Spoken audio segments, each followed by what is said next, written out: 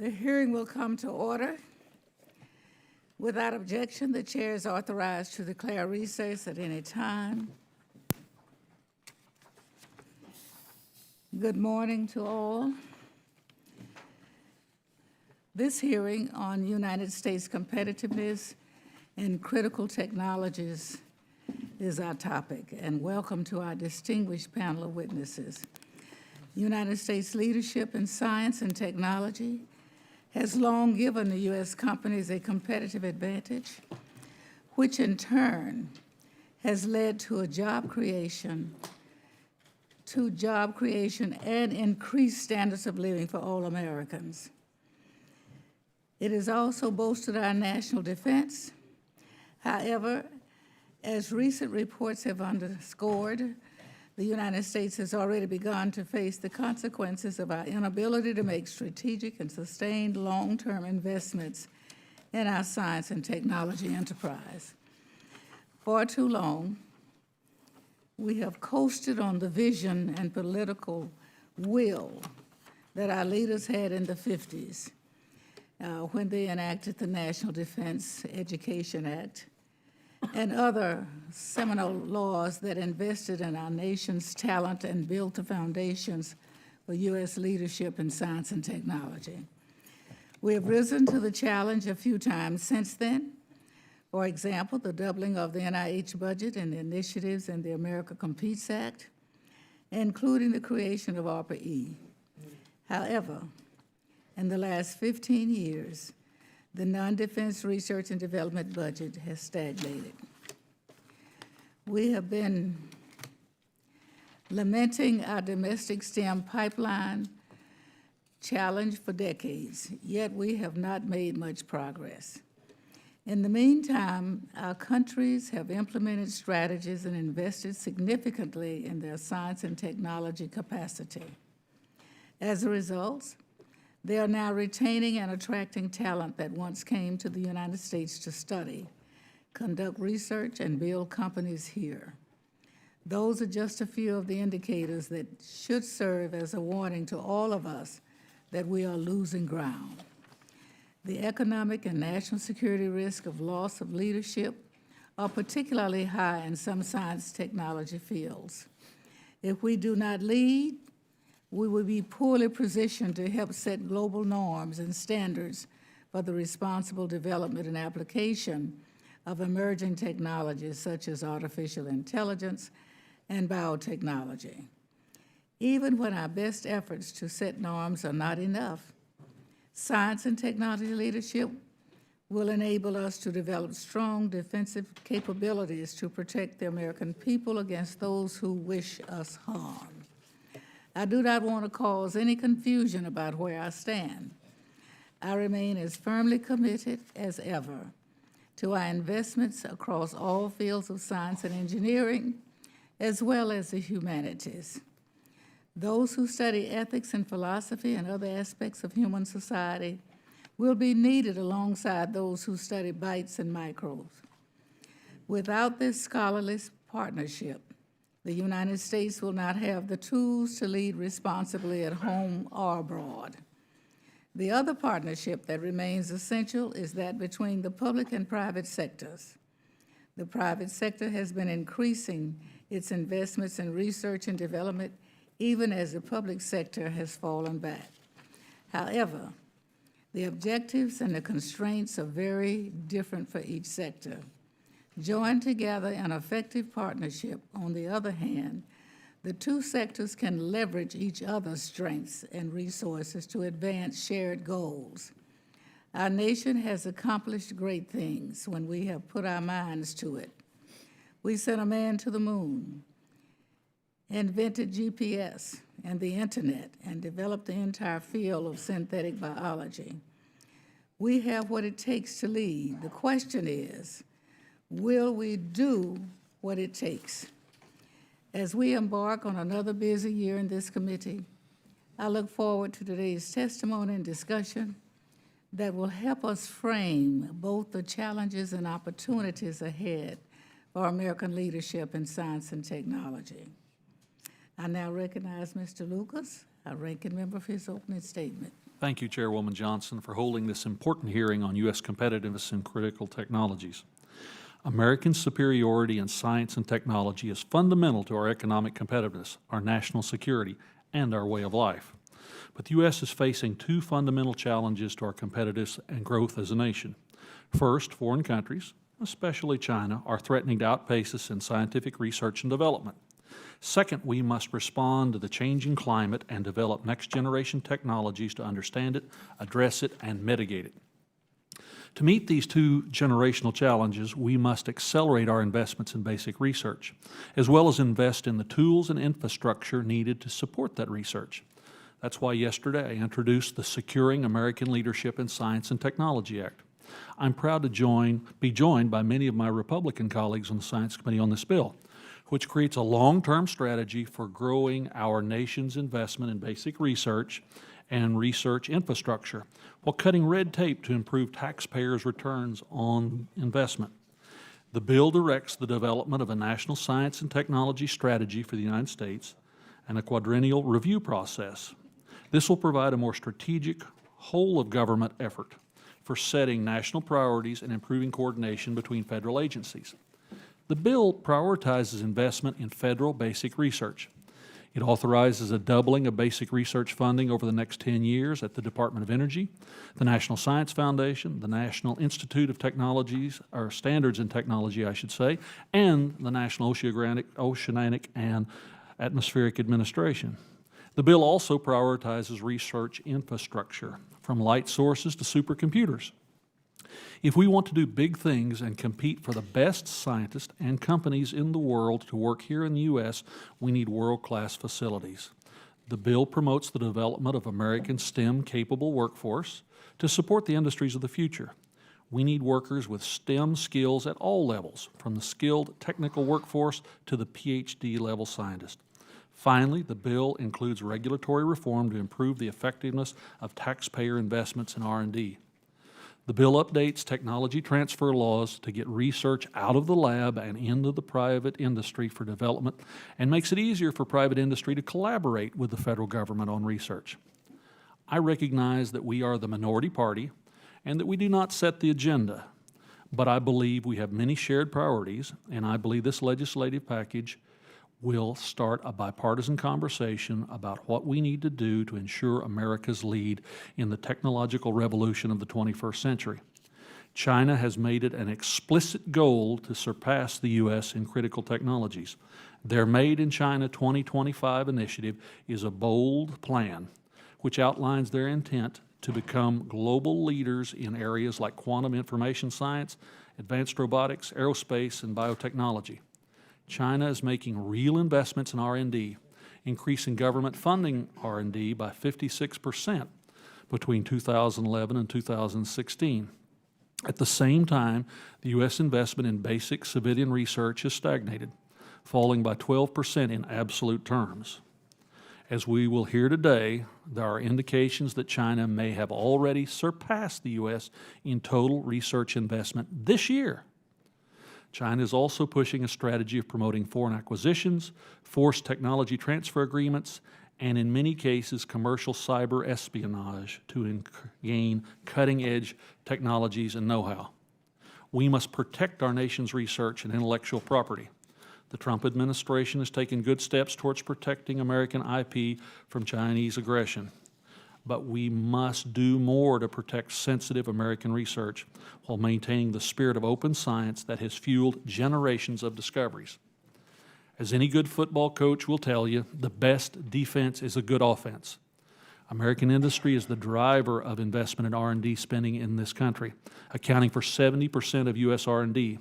But those investments are fueled by ideas that come out of government-funded basic research, the type of research that industry doesn't undertake because it's too risky and it's too early stage. Since World War II, the successful partnership between government, academia, and industry has made our research enterprise the envy of the world. It's time to renew that enterprise. Americans are pioneers, and this spirit has always driven our support for science.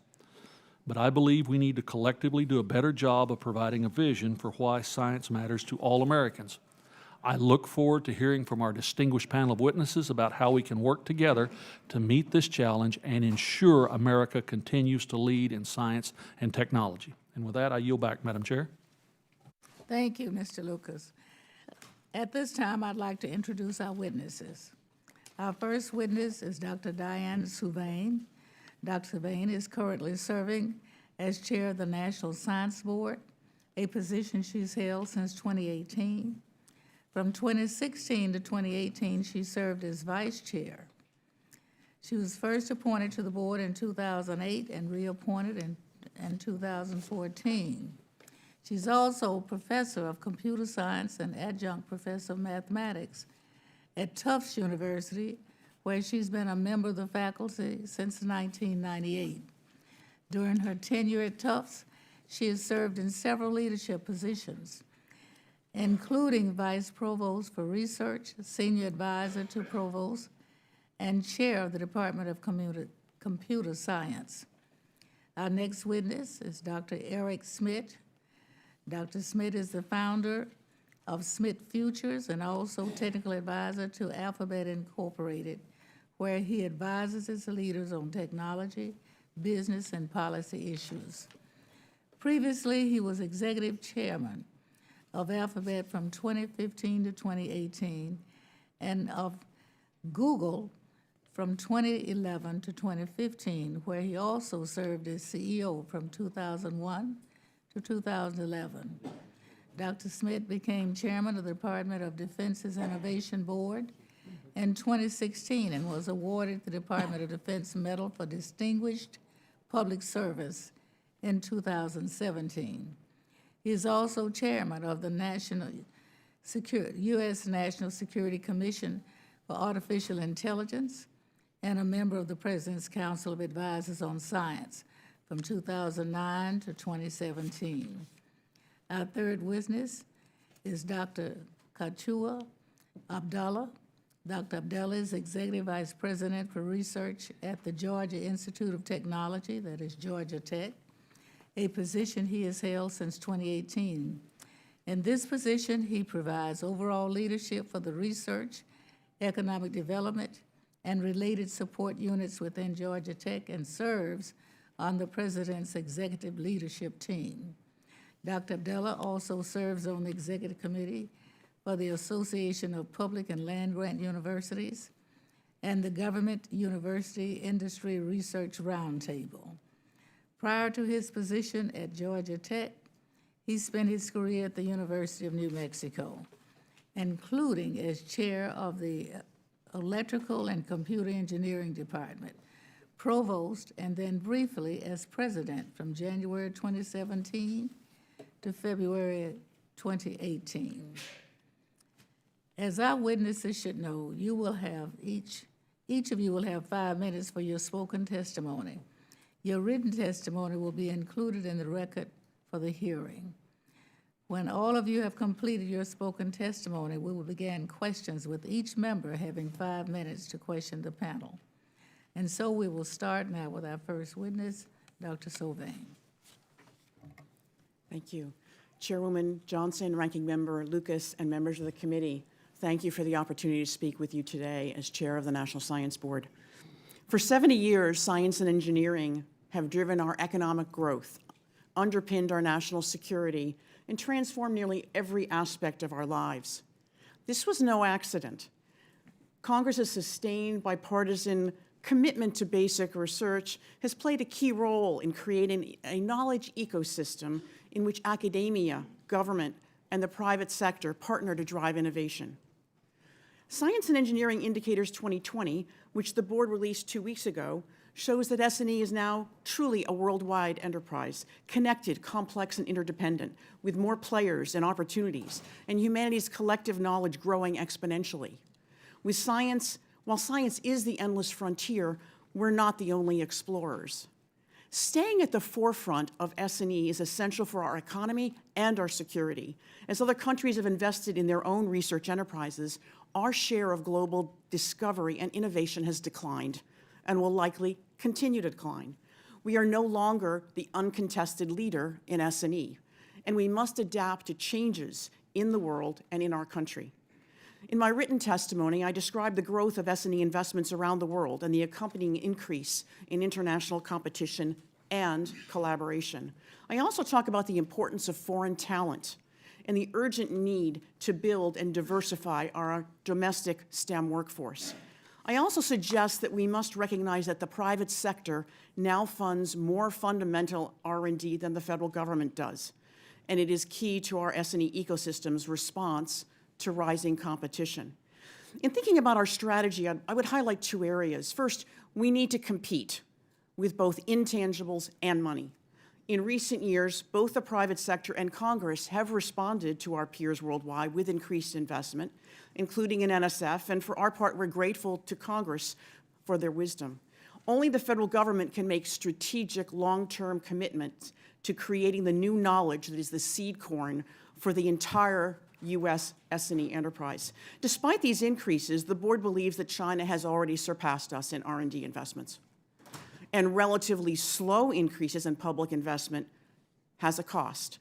Between 2000 and 2017, while global R&D investments tripled, NSF's funding rate fell from 33% to 21%, leaving billions in outstanding, merit-reviewed ideas unfunded. AI and quantum computing are now critical technologies, in part because NSF supported early-stage research years ago. As NSF looks to the next big thing, are we already leaving another Google, LIGO, or Kevlar on the cutting room floor? As you consider legislation, I encourage you to ask, what do our agencies need to accomplish their missions, and what does our country need to retain preeminence in S&E?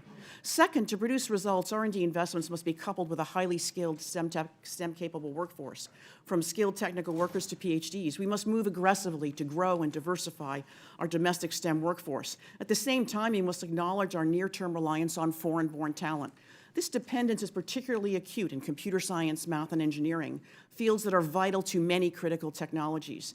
Amid a new global bidding war for S&E talent, we must welcome international students and workers. We need to also make our S&E enterprise a magnet for curious, creative Americans from all backgrounds and from every state who want to explore, solve problems, and make the world a better place. We must build a more inclusive S&E ecosystem, upgrade K-12 STEM education, and ensure robust pathways into S&E jobs. We must remember that education is a public good, and that public universities and colleges have a special role to play in bringing the innovation economy to every state. Our message must be unified and clear. STEM is for all Americans. Just as illiteracy cannot be considered a virtue, it can no longer be socially acceptable to be bad at math. To conclude, this is our ask: be fearless. Let's not merely react to anxieties from global competition, concern about security threats, or angst about constrained budgets. Instead, let's act now before lagging indicators show that it's too late. Let's recommit to the partnerships among government, universities, and the private sector that have driven our success, embracing the obligation to turn our nation's lead in basic research into innovations. Let's embrace America's identity as the land of opportunity and remember the can-do attitude that defines our people. Let's unleash the strength of our values, a spirit of exploration, of wonder, of discovery, coupled with a willingness to take risks and an emphasis on freedom and individual creativity to ensure America's continued preeminence in research and innovation in the 21st century. Because the best way to lead the future is to invent it. I thank you for your time and look forward to your questions. Thank you very much, Dr. Schmidt.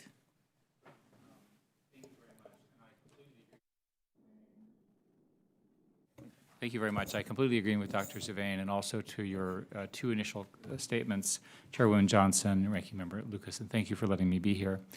When I was a graduate student, I was funded by national science funding as well as DARPA funding.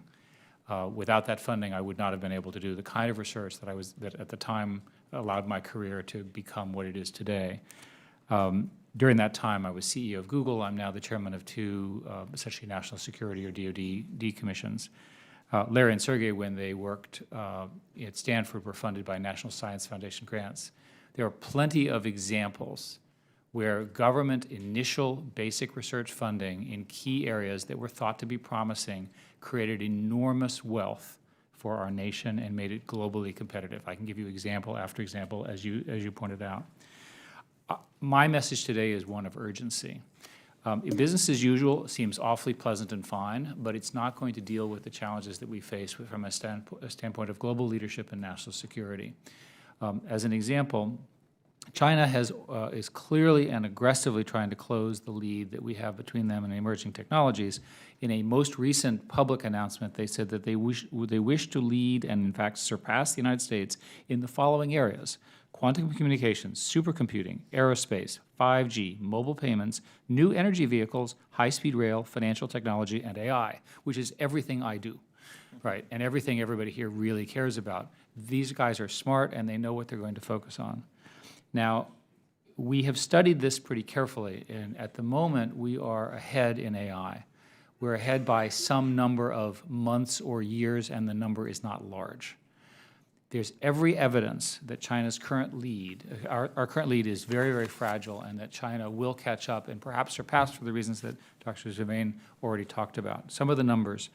There are about 15 times as many deployed 5G base stations in China as in the United States. Chinese researchers are expected to overtake Americans in the 1% of the most cited scientific papers in AI. By 2030, China is expected to, in actual terms, be larger than the U.S. in terms of R&D. So this competition with China is not zero-sum. A simplistic model would be to decouple, and that would be very damaging to America for the reasons that have already been outlined. Yet we need to recalibrate this. The espionage, intellectual property theft, everyone here is aware of these things. We have to address those. Our model, which is a model of free and open society with people coming in, new ideas and so forth, should be the model that wins, but it's under challenge today. As the ranking member said, the best defense is a good offense. I simply want America to win, and I think we all agree on that. So what is it going to take? How do we win in this incredible competition that's going to play out in the next decade? I have 6 proposals, which are just real quick. The first is we're going to need to take the core R&D funding and double it, as you already discussed in your statement. And we're probably going to have to double it again after that. But let's start by the first doubling. Let's grow this. Let's invest in it. We really, really need that as a nation. And there are plenty of very, very good targets for this. It will help the country in all sorts of ways. Second, in infrastructure, I'll just be blunt, we need an alternative to Huawei, right? We need a U.S. alternative that we're proud of and that works and so forth and so on, including spectrum sharing with the DoD, et cetera. With grants, right, and the way they work, we've been studying, and I've been looking at the NIH model. They have a pretty good model. They do multi-year investments in promising individuals, right, and let them sort of begin to build these new patterns of thought and build the ultimate institutions that lead our nation. With respect to partnerships, there's so many examples where the government and industry and universities can work better. I'll give you an example. I think there's a huge problem with lack of cloud resources, cloud computing resources. So if there are various proposals from your organization and others which are around national research clouds, access to the computing power that's needed to get these powerful algorithms to really bring them to their top ability. In talent, spent lots of time in the last few years talking to the government about AI, and the core problem, to be very, very blunt, is that the knowledge about AI is so specialized, and very, very few of those people are in government. We need a path, a plan, and an approach that will get that talent into the government one way or the other. Training, hiring, mergers, partnerships, you name it. And then finally, and this is something which is not talked enough about, is that the Chinese have great confidence in AI. 70% think it will make their country better. When you ask the same question to Americans, they only 25%. We've got to address this. We've got to address concerns of which there's a long list. Privacy rules, investing in security, technical standards, avoiding algorithmic bias, preparing for the workforce impacts, which will eventually come from these technologies a long time from now. All of these things we have to address. So my point here is, let's get ourselves onto a more urgent footing. This is going to be a big fight. It's going to be important. It's crucial to our national security, and it's important for our nation's identity, innovation, and, frankly, our economic growth. Thank you very much. Thank you very much. Dr. Abdullah. Good morning, Chairwoman Johnson, Ranking Member Lucas, and members of the committee. Thank you for inviting me to address the topic of U.S. competitiveness with a focus on critical technologies and their economic and security implications from the vantage point of a research university. As you heard, I'm Chaouki Abdallah. I'm the Executive Vice President for Research at Georgia Tech, a leading public research university. We are a community of more than 9,000 faculty, researchers, and staff, and we're incredibly proud to be serving about 36,000 of the brightest students from around the world. Within that community is also the Georgia Tech Research Institute, GTRI, an Army University-affiliated research center. Like other universities, we benefited from federal investments in research, and we contribute to the knowledge creation and economic activities. And until recently, as you just heard, most observers would have agreed with the assessments that thanks to the national research strategy set more than 70 years ago, that the U.S. was indeed the undisputed leader in science and technology funding and in applications. The mission alignment in cooperation of three actors, the federal government, higher education institutions, and the private sector, have historically made the U.S. research landscape the most productive and admired in the world. But with that, we attracted collaborators, but also we became a target to competitors and foes who have sought to exploit the fruits of our research.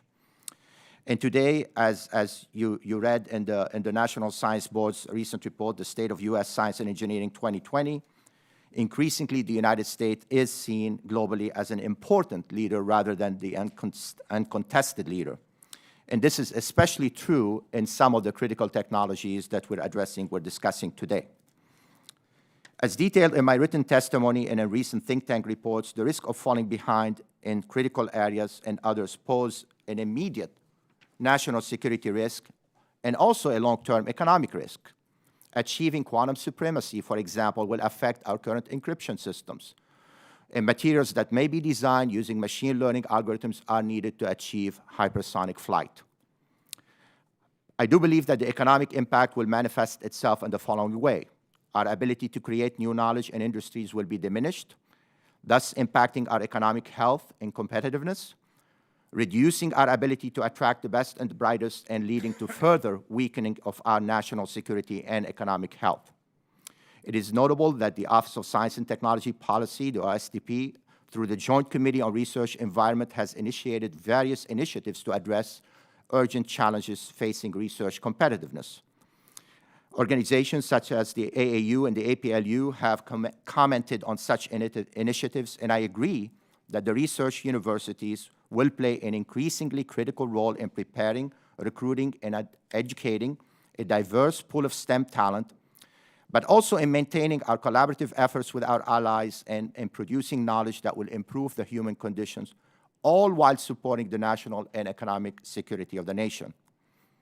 Through your efforts and in collaboration with higher education institutions and the private sector, we will modernize the research model that served us so well and has led to STEM sector generating more than $2 trillion in taxes per year, as well as supporting more than 2/3 of the U.S. jobs. In the face of the competitive challenges from other nations, as you heard, and the complex global problems, the federal government has an even larger role to play in funding and guiding long-term research, while harmonizing many of the conflicting reporting and compliance requirements. It is also incumbent upon American universities to continue to strengthen their collaboration with the federal agencies and government and with industry, and to assume more responsibility outside of our traditional roles. Universities must become ready for the students they admit, as well as to admit college-ready students, while scaling up the basic and applied research activities that made many of them economic engines. They must also continue to collaborate while protecting sensitive data and research. One of the best opportunities and most enduring strategies for improving our S&T position is obviously to nurture and engage a larger number from untapped domestic populations, and to provide an academic environment for them to strive and succeed as students, faculty, and researchers. My colleague, the Dean of the College of Computing at Georgia Tech, remarks that it's one thing to be in front of someone and not be seen, but quite another to not be in front of someone and to never have your absence noticed. The absence of large portions of our citizens within the S&T enterprise is definitely being noticed and felt. Research universities are committed to working closely with the federal government and the private sector to produce S&T workforce that is more reflective of our society. I thank you again for the invitation to speak with you and look forward to your questions. Thank you very much. That completes the testimony of our witnesses. And now we will go to the question. I yield myself 5 minutes. Dr. Souvaine, I will begin with you. The National Science Foundation is celebrating its 70th anniversary this year. It is the only agency in our federal government dedicated to funding fundamental academic research across all fields of science and engineering, and the return on this investment over the last 70 years has been immeasurable. However, the world has also changed at this time, and some policymakers and thought leaders are recommending that the NSF mission be broadened to include deliberate focus on critical technologies. This might include, for example, creating a new directorate at NSF with its own dedicated budget line and more flexible DARPA-like authorities. How might such a directorate help advance U.S. competitiveness and critical technologies above and beyond the efforts already underway in the federal government? And how might we see it as a natural evolution of NSF's recent experiences, such as the convergence accelerators? And what steps would we need to take to ensure we continue to protect the essential basic research mission of NSF? Are there any potential concerns we should be looking out for? Thank you, Chair Johnson. I think NSF has already begun the evolution towards trying to guarantee that the outstanding results that come from the basic research and the applied basic research at the foundation move fluidly into translation and into having impact. So currently within each of the directorates, there are activities underway that try to move things forward. Then if you look at underneath the leadership of Director France Cordova, the work on the convergence accelerators or the big ideas, or if you look at I-Corps or you look at various different initiatives, NSF has been evolving already. At the moment, as Dr. Schmidt has pointed out, though, things are urgent and we need to move faster still. We can't afford to leave our great innovations on the table and not pick up quickly. And suddenly that comes out of our SE indicators report from 2 weeks ago, where we can show that in the US, we still fund more basic research than any other single entity, but others are funding more experimental research and are moving things forward more quickly. So we need to move things forward very quickly. Certainly, if we were to have a directorate focused on accelerating these new critical technologies, this would be a smart change and would help this process, but it can't be a choice between investing in what we need now and what we need in the future. So we're going to need both. A new directorate focused on critical technologies could not thrive without the basic research seed corn on which things like AI and quantum are built. So I'd hope that this kind of proposal would allow us to enhance the focus of all the other NSF directorates on the high-risk, high-reward, long-term basic research to discover and invent the critical technologies of tomorrow at the same time as we accelerate the critical technologies of today. Thank you. Dr. Schmidt? I agree, and I would say that not only, well, first place, all of my friends in academia spend most of their time saying things that are much worse now. It's much harder to get funding early in their careers, and there's a long list of complaints. Partly it's because there isn't enough money, and partly because things like the new directorate don't exist yet, and they would help a lot. So I'm strongly in favor of that. Thank you. Dr. Abdullah? I would also agree and suggest that it is really the two parallel tracks that we need to focus on.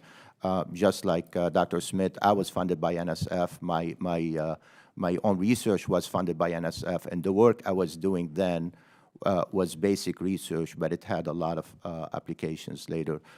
You heard about Google. Google was, the original algorithm is actually a very fundamental research that ended up creating a lot of economic activities. So I think we need to continue to do both.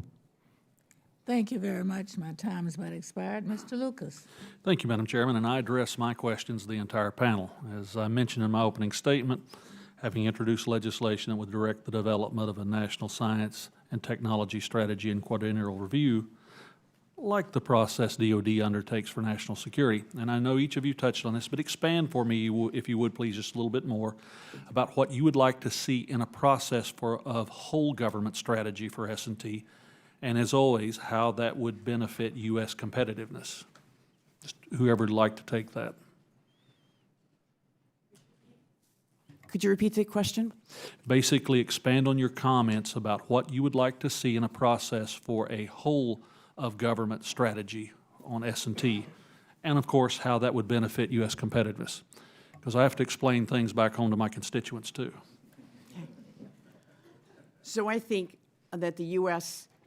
needs to compete with values, talent, partners, and research infrastructure. We need to nurture homegrown and foreign-born talent to build our STEM-capable workforce. We need to prepare our domestic students from every zip code and every background to think creatively with the STEM concepts that touch every area of our lives. And we need to do a dramatically better job of preparing our domestic students.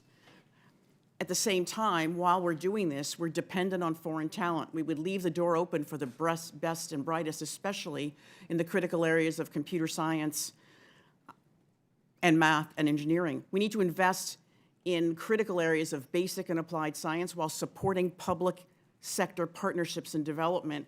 And we need to be a reliable global partner and collaborator. Not doing so makes us a risk of becoming a victim of technological surprise when discoveries happen someplace else. And sustaining our investment in fundamental research is a key competitive advantage, but we need to make sure that it leads to innovations and increase the efficiency of that process. That means fostering the partnerships between academia, industry, and government, and explore ways to break down the barriers that are preventing the fruitful partnerships right now. And finally, we need to retain our foundational American values of freedom of inquiry, openness, transparency, authority based on merit, scientific integrity, and an appreciation for creative and unusual ideas, and have intentionality about where and how we make investments. The United States got to where we are because of a unique combination of government, academia, private sector collaboration in the open community and culture that Dr. Souvaine just talked about. We need to strengthen those links between federal agencies, the military, private sector, academics, in all sorts of ways, whether it's the FFRDCs that are used as part of the military process, other kinds of interesting funding that comes through the NSF, DARPA, and so forth and so on. So I think the general answer is more of what we're doing at a global scale. We have the talent. People want to come to our country. People are incredibly creative here, and we have a strong challenger in China, which runs under a different system that we don't like.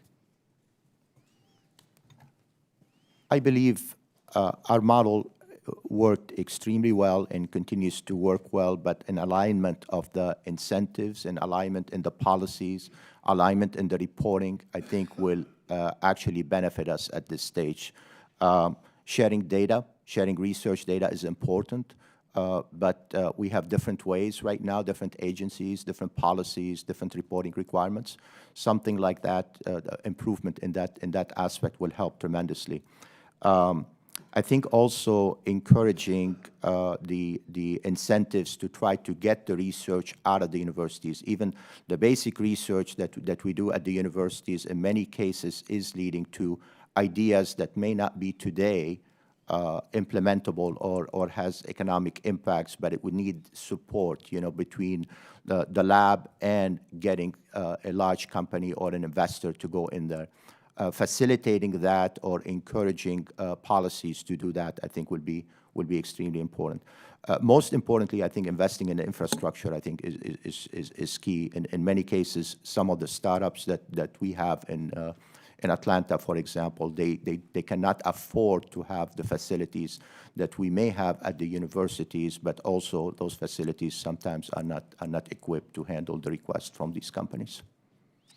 As you heard me say in my opening comments, I am a supporter of doubling the money that we spend on federally funded basic research in the next decade. Part of the challenge that we have here in Congress is not only convincing a majority of each other of the importance of this, but convincing those American taxpayers back home that this is fundamentally in their best interest. So thank you for being here today to help make that case. Thank you very much. I love your statement. Mr. Barrow. Thank you, Madam Chairwoman.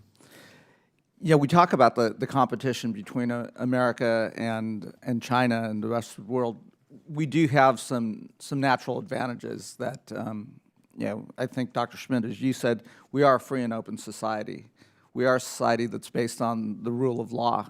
And, travel anywhere in this world, people still want to come to America. And there's some simple things that we could do through policy that actually give us a competitive advantage that we have done in the past. If I think about my own family story, my parents immigrated in the 1950s from India to go to college at USC to get their graduate's degree.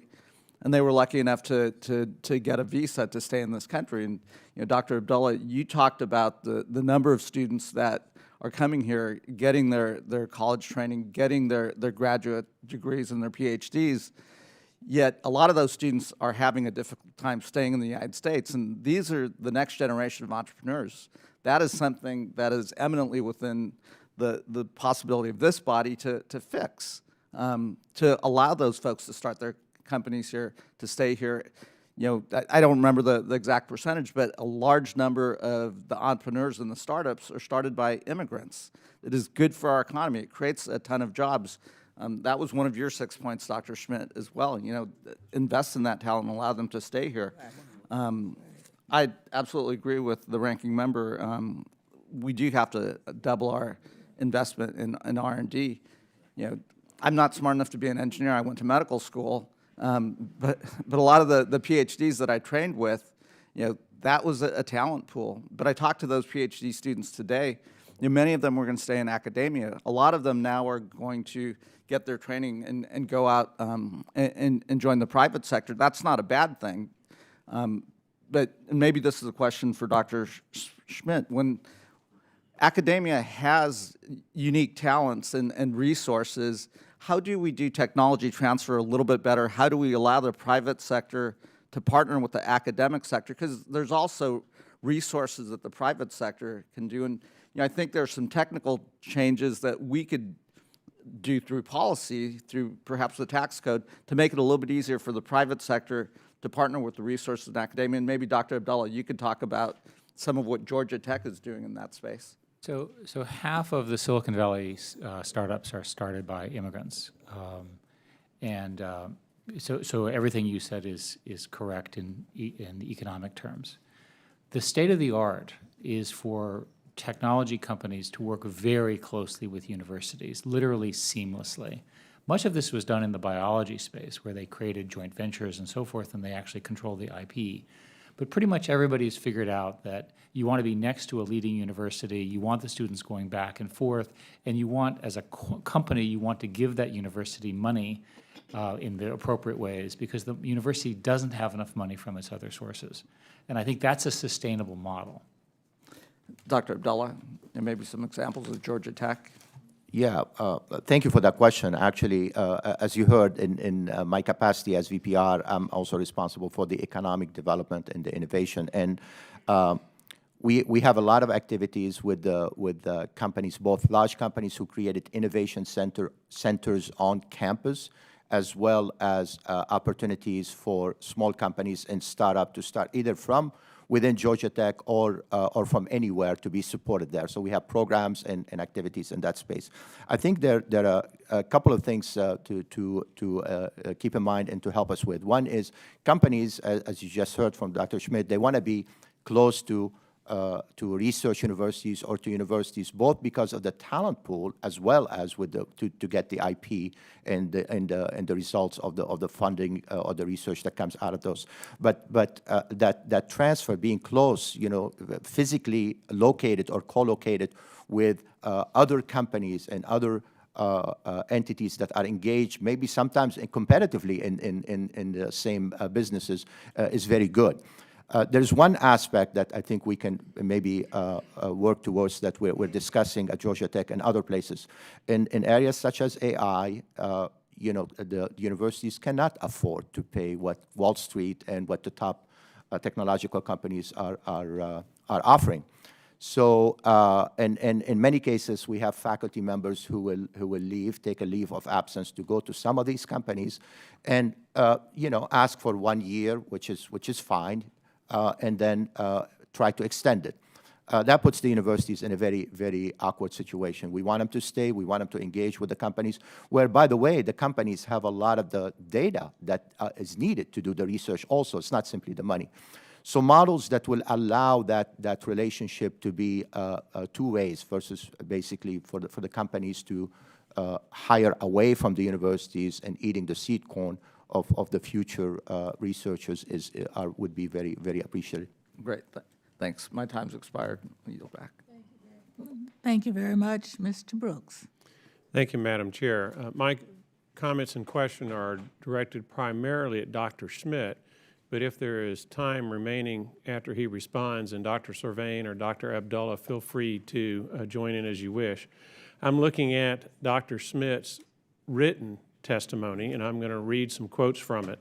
Quote, "The United States now faces an economic and military competitor in China that is aggressively trying to close our lead in emerging technologies."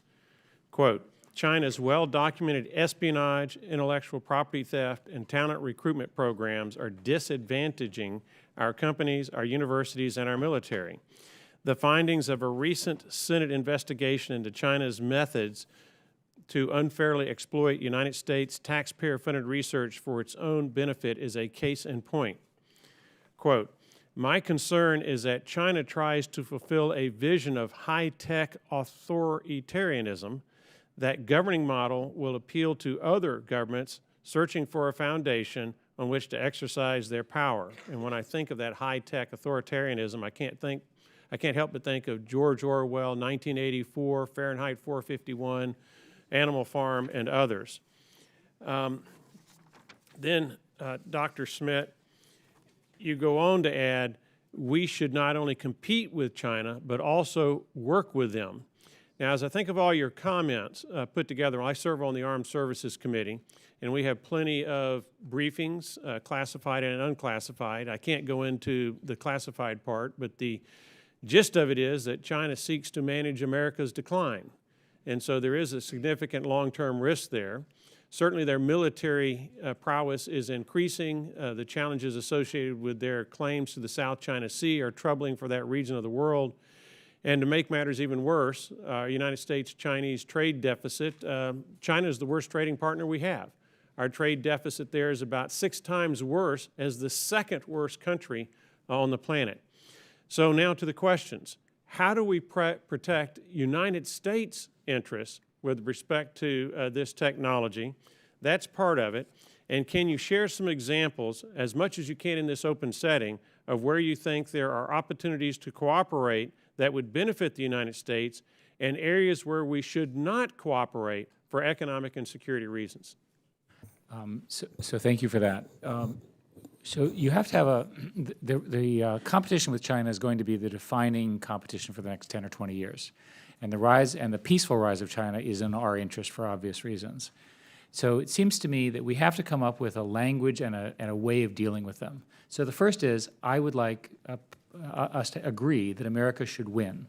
And winning is defined as defining the key technologies, inventing the future, driving the technology stack, and all of that kind of stuff. To the degree that Chinese technology or technologists can enable us to win on our terms, I'm okay with it, but not unless it's consistent with that. So there are plenty of examples where you could imagine if Chinese technology were to dominate the globe with non-American values, it would really hurt us. The most obvious would be, imagine if the internet were invented by China with a complete surveillance architecture. Just imagine if we inherited that from China, how different our experience as Americans would be today. So it's really important that we get these underlying technology platforms, of which the internet is an example that we have so far won at, to be popular and be successful globally. One way to think about China is that they have solved the problem of identity, mobile phone, electronic payment, and surveillance in a single device. And my Chinese friends never use cash. But of course, everything they do is tracked. And this is very un-American. Now imagine if that structure becomes the standard structure in all of the BRI countries, the Belt and Road Initiative countries, of which there's roughly 63. That becomes a huge, huge problem for us. It's a market we can't sell into.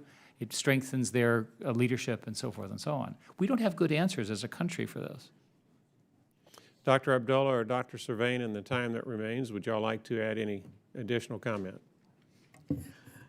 I say briefly, certainly we need heightened vigilance, as the information yesterday about the arrest of the prominent Harvard chemist suggests, looking at conflict of commitment, conflict of interest, and we need partnerships between the federal government and the universities to do that. At the same time, as we think about competing with China, first of all, it's not just China, but it's certainly a lot of it there, but we compete by being the best version of ourselves. We need to recognize and respect that China and other nations contribute to humanity's knowledge, and it's a good thing. We also know from the S&E 2020 report that our researchers across this country are publishing many more collaborative papers, collaborating with international collaborators, and the single country that we collaborate with the most is also China.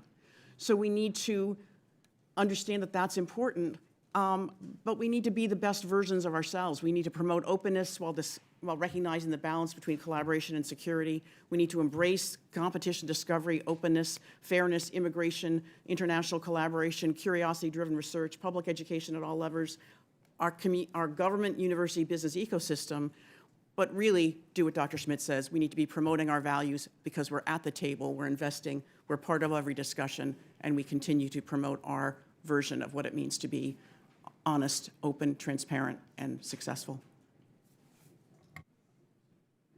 Thank you, Madam Chair. Thank you, witnesses. Thank you very much. Ms. Stevens. Thank you so much, Madam Chair. And as Mr. Lucas referenced his disposition in this Congress, I'll say being in the majority and doing things on our terms certainly feels good. And so I will also second your comments, Dr. Schmidt, that as we look to the race of the future and winning the innovation future, the reason why it is so important for us to talk about it being on American terms is because then we set the stage. It is our jobs, it is our transparency, it is our technological might. But the headlines are also quite alarming over the last several years. 2017, the Atlantic Monthly, coming out of the president's budget proposal, had a headline that we are bracing for a lost generation in scientific advancement and research funding. As by comparison, looking at our friends overseas, UK just doubled their funding for R&D. South Korea has made the similar commitment, even our partners from the North, without question. So what we're also talking about is sort of a dialogue, a social dialogue here in Congress and with our constituents back home. But most simply, Dr. Schmidt and Dr. Abdallah, in terms of the work that you do, how much is your current work dependent on basic research funding from the United States government? In my day job, basically my job is to facilitate the work that everyone else is doing. So I would say at the university, probably more than 80% is depending on the basic research, including things that are happening at GTRI, which is the applied research arm. But even in that sense, we're depending on things that either were developed earlier or are being developed elsewhere. And if that basic research funding, sir, was to dry up, not that that's what's being proposed, would there be any alternative? if the federal government is not priming the pump and funding that, I don't see any alternative. No. And Dr. Schmidt, I know you're not here in your previous capacity, but you referenced your work with Google, and if it's correct, Google now is one of the 5, or I guess it's Alphabet, right? But it's valued as one of the five most high-performing stocks by market cap. But you traced it back to basic research funding. Could that have happened without basic research funding? It would not have, and the core reason is that in the American system, the basic research is earlier than corporate research. So the basic research, which is largely government funded with some philanthropy, and I'm personally trying to do that now, is the seed corn. And everything that has driven American competitiveness and American economics has fundamentally started from that 50 years ago. So your predecessors made these incredibly smart decisions 50 years ago, starting with Vannevar Bush and the creation of the ecosystem that we have today post-World War II. And we seem to have forgotten how fundamental this is. Everyone thinks, oh my God, I invented this, I invented that. You're standing on the shoulders of giants who were originally funded. Virtually all of Silicon Valley was either DARPA funded or National Science Foundation funded or university funded through that mechanism. Today, all of the leading technology companies are very integrally integrated, whatever the right word is, integrated with their university counterparts. It's very symbiotic. Let's not screw that up. Right. And Dr. Souvaine, just from your vantage, are you aware of any other modern industrialized nations that debate the merits of funding basic research in such a way that we have dared to do so here in the United States? No, I'm not exactly. I would have to look into that more carefully. Great. Thank But you. I would just echo what Dr. Schmidt said. Certainly, there are VC capital people who've come to talk to us on the board who talk about the fact that what they're commercializing today, they know came from a pie-in-the-sky NSF grant 25 years ago. Sure. And they are very concerned that they are still going to have something to commercialize 25 years from now. Yeah. And can I just add that the Chinese are doing heavy government funding in basic research in order to catch up. And when I say heavy, we don't exactly know the number, but it's a very, very large number. Yeah. Well, thank you. We'll remember all these points as we head into budget season. And with that, Madam Chair, I yield back the remainder of my time. Thank you. Thank you very much. Mr. Babin. Yes, ma'am. Thank you, Madam Chair. Thank you, witnesses, for being here as well. Appreciate it. It's critical that we continue to invest in our sciences to promote technological innovations here in America. Our investment in prioritization in this country, science and technology, is a determining factor in our global competitiveness. But we must protect our information. We've even seen the infiltration of Chinese influence in our university systems as recently as a couple of days ago. Just yesterday, I read an article reporting the arrest of the chairman of Harvard University's chemistry department, Dr. Charles Lieber, for lying about receiving millions of dollars from the Chinese, possibly in exchange for cutting research information. Also, a researcher at Boston University was charged as a Chinese agent and lying about it. It is a distinct problem. I've introduced a bill that will enable institutions of higher education to protect federally funded research from cyber theft and interference. It's called the Securing American Research from Cyber Theft Act, and it will provide a pilot project for a nationwide network of secure computing enclaves for federally funded research in universities. And with that being said, Dr. Abdallah, the FBI and intelligence agencies have warned Congress about the threat of foreign espionage of U.S. science and technology, particularly on university campuses. How can we best work with law enforcement to address this threat? Thank you for that question.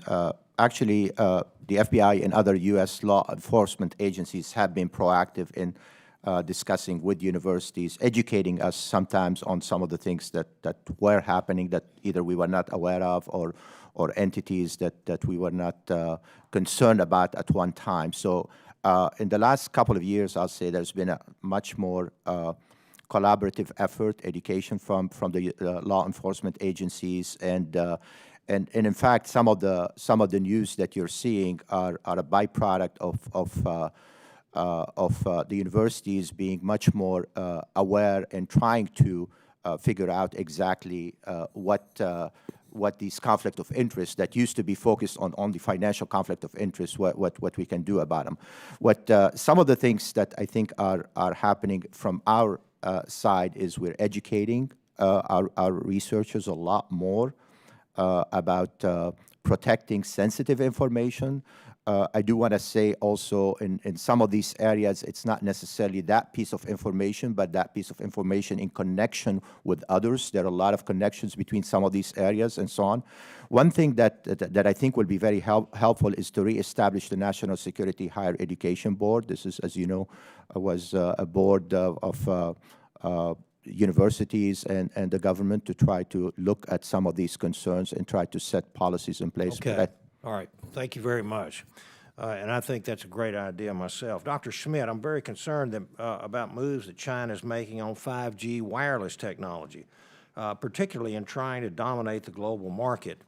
I understand that the UK just recently chose Huawei for their 5G. What do we need to do to not just compete, but to lead in the 5G race? There's a set of things we have to do.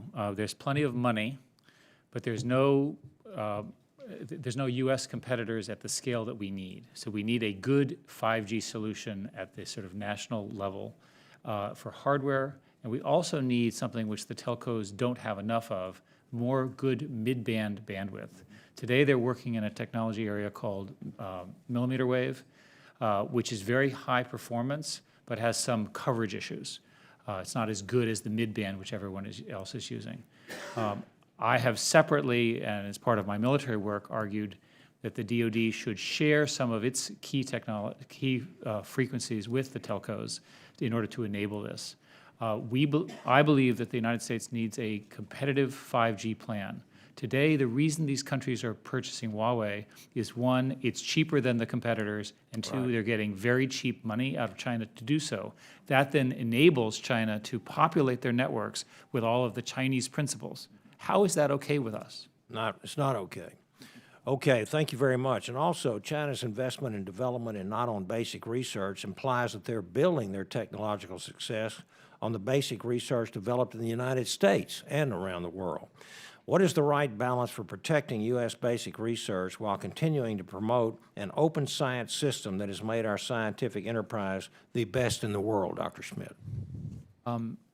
First place, the stuff that you're describing, where those are illegal activities, they need to be aggressively policed. Those are violations of our law, and they're not okay. You can imagine a number of ways of strengthening those, more disclosures, things like that, things that you've talked about in your security bill. To me, the way we win is we run faster. We invent ahead. We benefit from the American model, and we just run faster. I think collectively, yourselves and we believe that we can do that. We can win this, but it's a run faster strategy. Thank you. And my time's expired, Dr. Souvaine. I had one for you, but I'll have to pass that until later. Thank you, Madam Chair. Thank you very much. Mr. Foster. Hi, Dr. Schmidt, over here. Bill Foster, the physicist and chip designer. I was fascinated by your comments on what could be called the unified Chinese solution to identity, payments, communications, and surveillance. And this is something we're wrestling with on my other committee, Financial Services, where I'm chairing a task force on AI that, among other things, are looking at identity and all the things there. It's also as part of a bipartisan push to get the Federal Reserve to consider issuing digital dollars, which of course deals with all those same issues. And so first, do you believe there are technological solutions, like FIDO or Federated ID, or privacy-preserving biometrics that would allow you actually to solve the problems of identity payments without the surveillance aspect of it? Technically, yes, for the reasons that you outlined. It's not clear to me that politically that would be acceptable in America. I'll let you guys decide that question.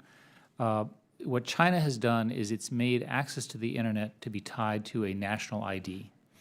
There's no anonymous browsing in China. So once you eliminate anonymous browsing, you have a registered ID, which you then tie with a face photo.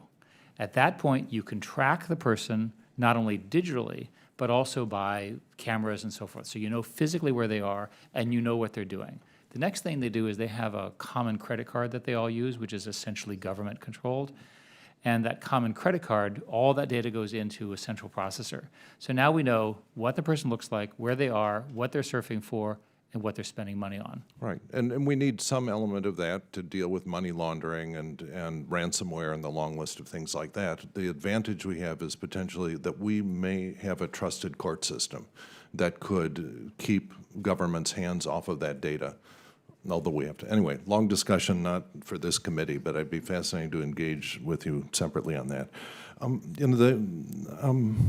As you may or may not be aware, I'm the science guy, but I also started a company that makes most of the theater lighting equipment, and we've been on both sides of the patent fights. And when we were engaged in patent fights, I felt at the time that there was a pretty good balance between the rights of patent holders and people that want to manufacture stuff.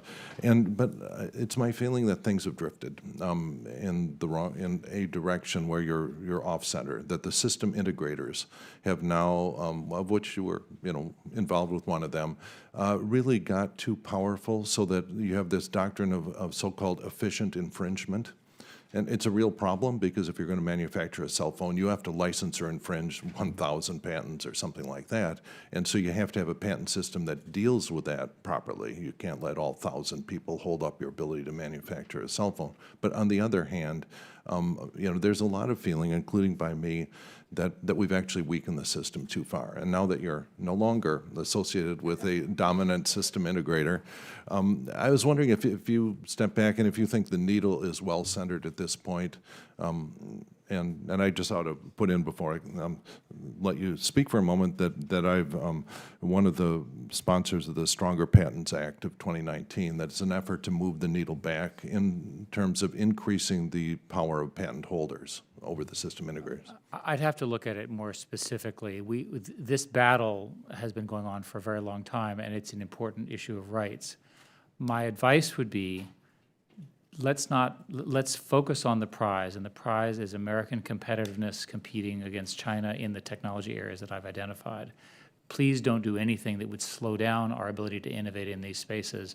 Do everything you can to cause more investment, more innovation. Right, but part of that's preserving the rights of the patent holder. If you come up with a good idea and then get no remuneration because someone's stolen. I mean, you're aware of the situation with Huawei and Cisco, right? If China had a functional patent system and a court system, Huawei would be a wholly owned subsidiary of Cisco. It really would be, because of the intellectual property theft, but they didn't, certainly at the time. And so, we have to get this balance right to optimize investment, and it's a deep question. If you can have a look at the Stronger Patents Act of 2019 and see if you agree with its goals. Let's see, and actually, Dr. Abdullah, do you have any comments on how the patent system's working from your point of view? From the university point of view, we consider that as a byproduct of the federal funds, meaning we don't expect to generate a lot of money out of it. Most people think that the universities or these ideas coming out are making the universities rich. In fact, we support it, more than we get out of it. So anything that will make it more efficient and beneficial for the ultimate goal, I am very much in support of. All right, thank you, and yield back. Thank you very much, Mr. Beard.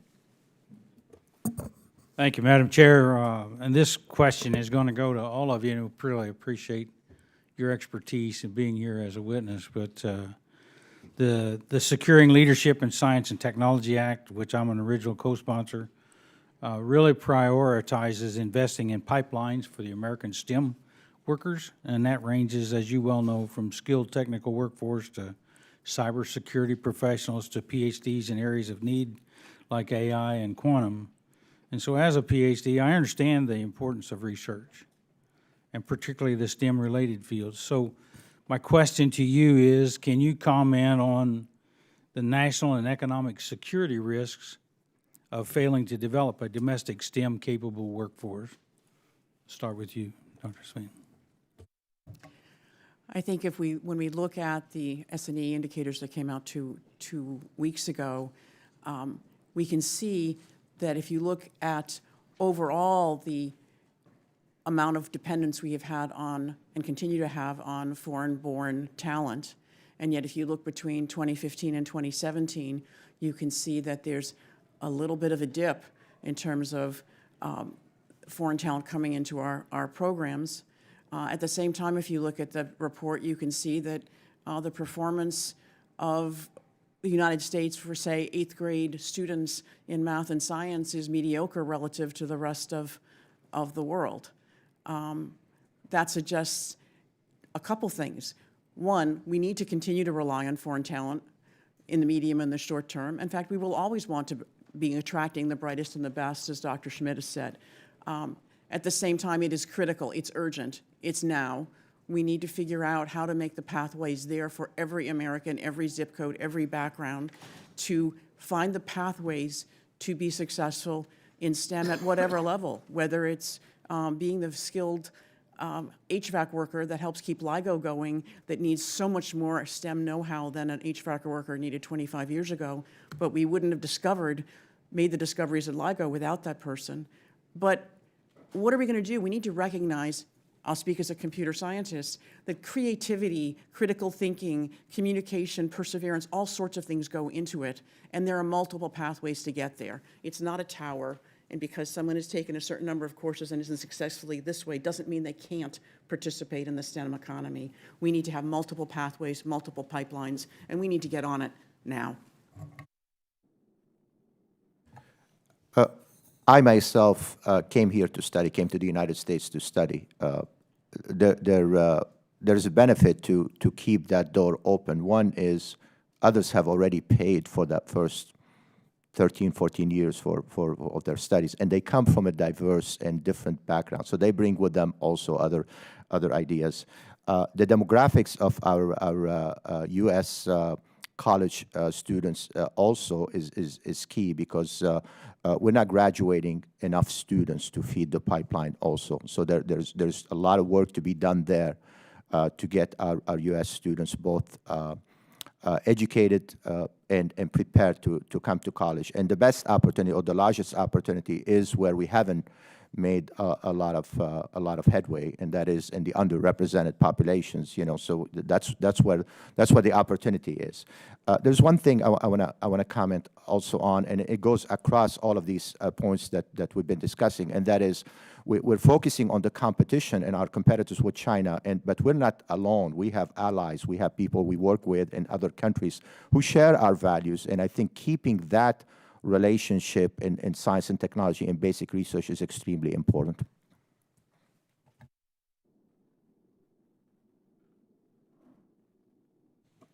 I'm close to running out of time, so thank you, and I yield back. Thank you very much. Mr. Caston. Thank you, Madam Chair, and thank you all so much for coming. I want to echo, all of you have made the comment that so much of our STEM workforce is foreign-born, and all of you, I think, have in some fashion raised concerns about do those foreign-born U.S.-trained engineers choose to stay here or go elsewhere?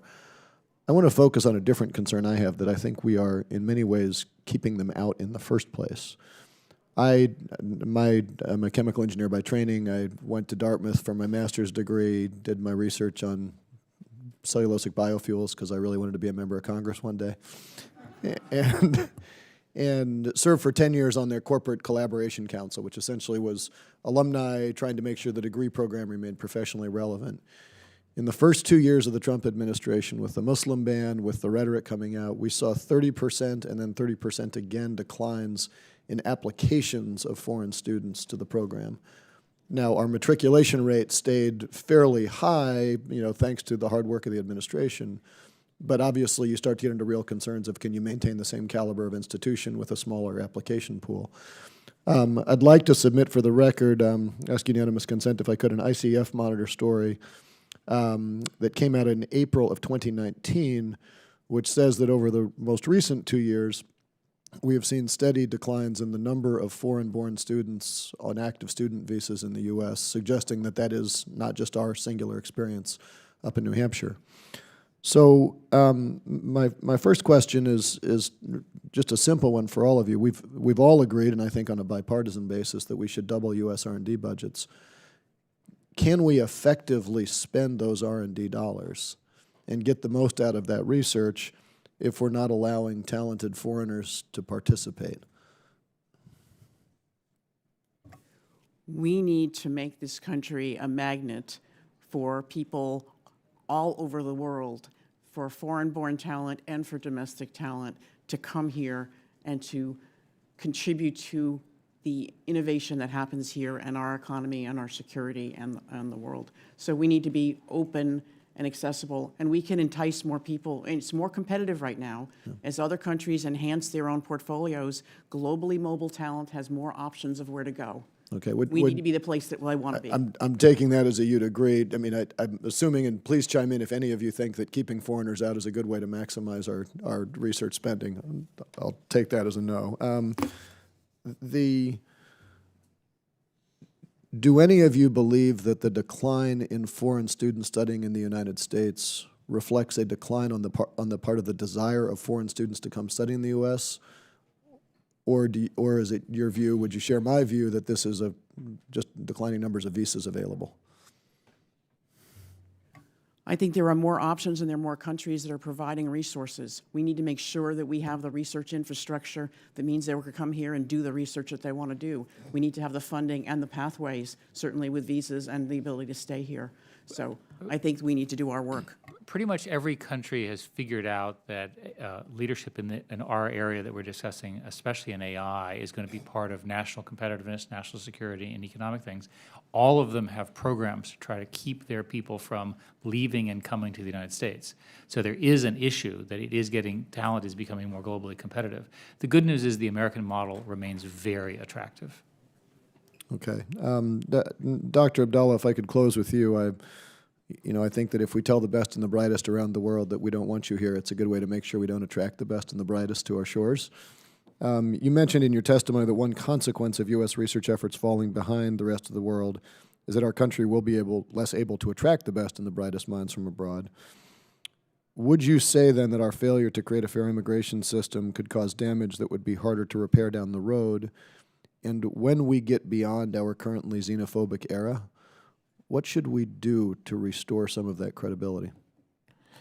I think, as you just heard, we want to continue to be a magnet, and if we open our applications and if we make it so that the work that we're doing in here and we invest into our science and technology, then they will come. The reason today, one of the reasons why everybody else is copying our model is because it was working. And when we change our model, then I think it becomes a lot less attractive. I think the best and the brightest want to go to where they're welcome, but also where they can do their best work. And I think that's what we need to continue to do. Thank you. I yield back. Thank you very much. Mr. Balderson. Thank you, Madam Chair, and thank you, panel, for being here this morning. Two questions, two-part questions. Dr. Souvaine, I'll ask you first. As the chair of the National Science Board, can you comment on how the National Science Foundation is working with private industry and what more you think needs to be done to encourage those partnerships and the impact that we can expect from the greater involvement? I think at the current time, there's more partnership that is happening between the foundation and industry. And certainly with the proposal that was discussed earlier about incentivizing NSF to do more with translation, that helps make it more possible. I think also, in light of a question that happened earlier, I think that there sometimes are impediments to partnerships being kicked off, that there are one-off relationships that have to be created. And I know right now there's work being done looking at the Bayh-Dole Act. I believe NIST is chairing and NSTC is convening and kicking off some discussions, and they issued a paper, I think, a few months ago about ways to accelerate partnerships and have to remove any barriers. But I think clearly right now it's going to be key to accelerate the partnerships among government agencies, industry, and universities, and make sure that we make the system frictionless. We accelerate our innovation as quickly as we can. Well done, I agree with that. Dr. Schmidt, what can Congress do to further support the government, industry, academia, research relationship? I outlined some of the comments in my report. I think there are some mechanism changes as to how funding occurs to be a bit more flexible. I think we would probably all agree with that.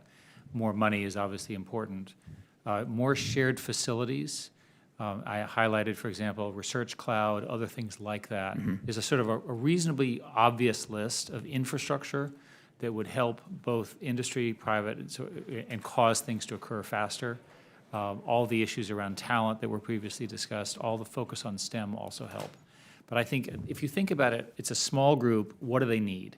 They need a few more people. They need to rush fast. They need some infrastructure. This is not relatively expensive compared to like cyclotrons, and off they go.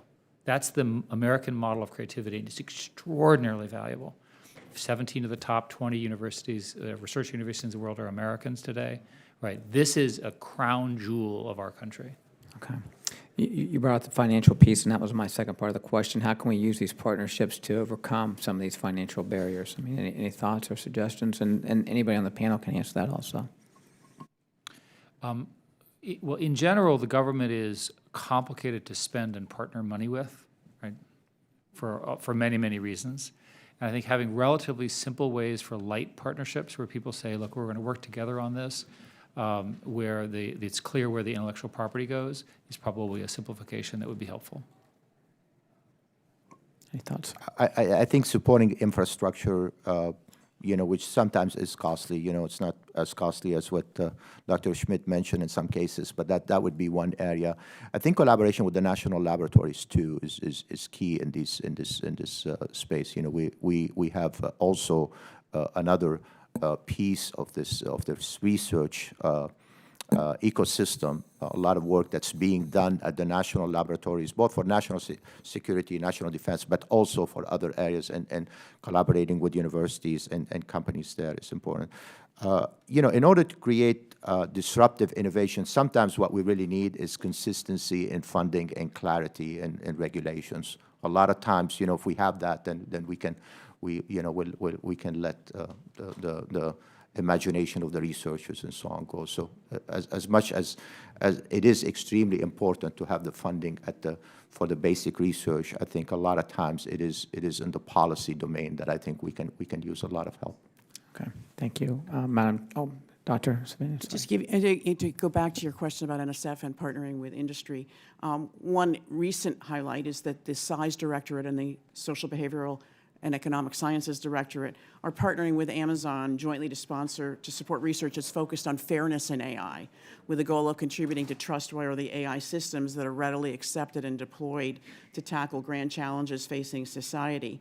There are other partnerships that they have recently created with Google and Boeing, again, to capitalize on areas of research that are of interest to both parties, but to reiterate that each one takes a lot of startup time to get going because of various pieces of friction that make it possible. Thank you very much. Madam Chair, I yield back. Thank you very much. Mr. Byer. Thank you, Madam Chair. I was fascinated by Mr. Schmidt's opening thoughts on doubling the federal R&D budget, and you've heard this from all of you. We see from the paperwork that it was 0.7% last year and 1.6.9% in 1960, so basically, 40%, 35%. Should we look at this as a long-term commitment to a specific percentage of GDP or specific percentage of the federal budget rather than simply doubling the dollars that we have right now? And in doing that, how best do we do that? Structuring through a commitment from the Budget Committee or a resolution of the Congress saying we commit, for example, to 2% of GDP for federal R&D?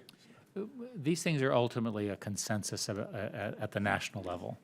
And we are well below the numbers that got us to where we are now using any set of metrics. So from what happened with Sputnik was a national challenge, which was seen as a national security challenge, boosted that. So we face something which is analogous but different, right?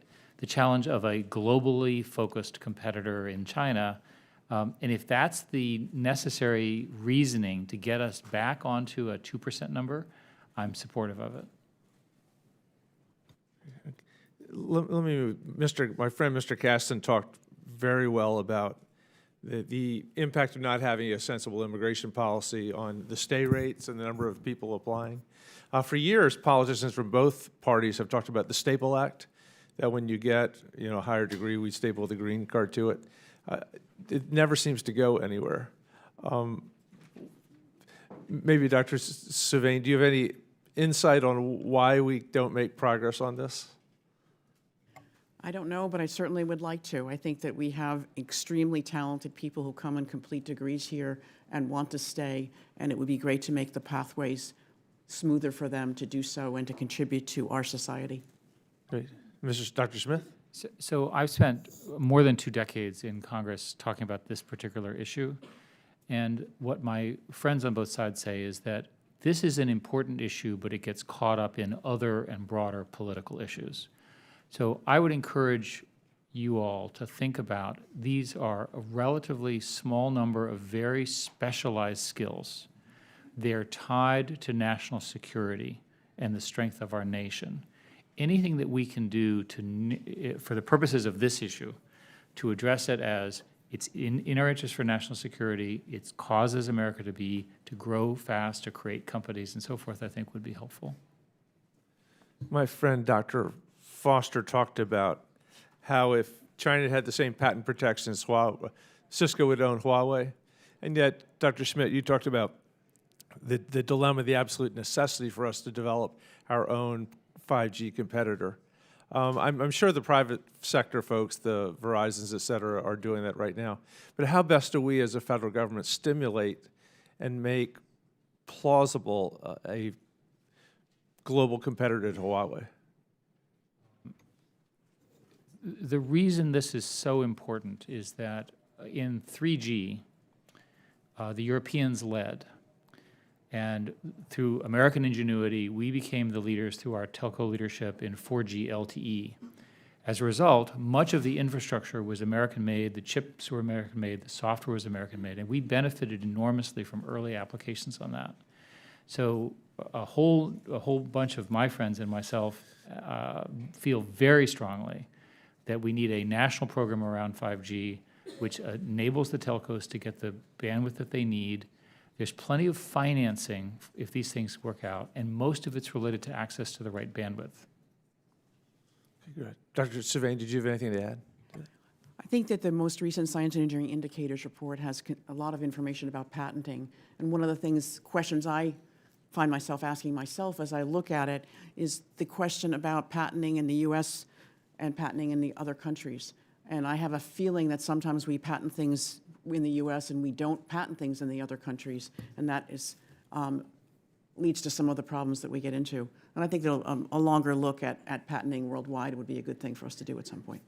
Thank you. Madam Chair, I yield back.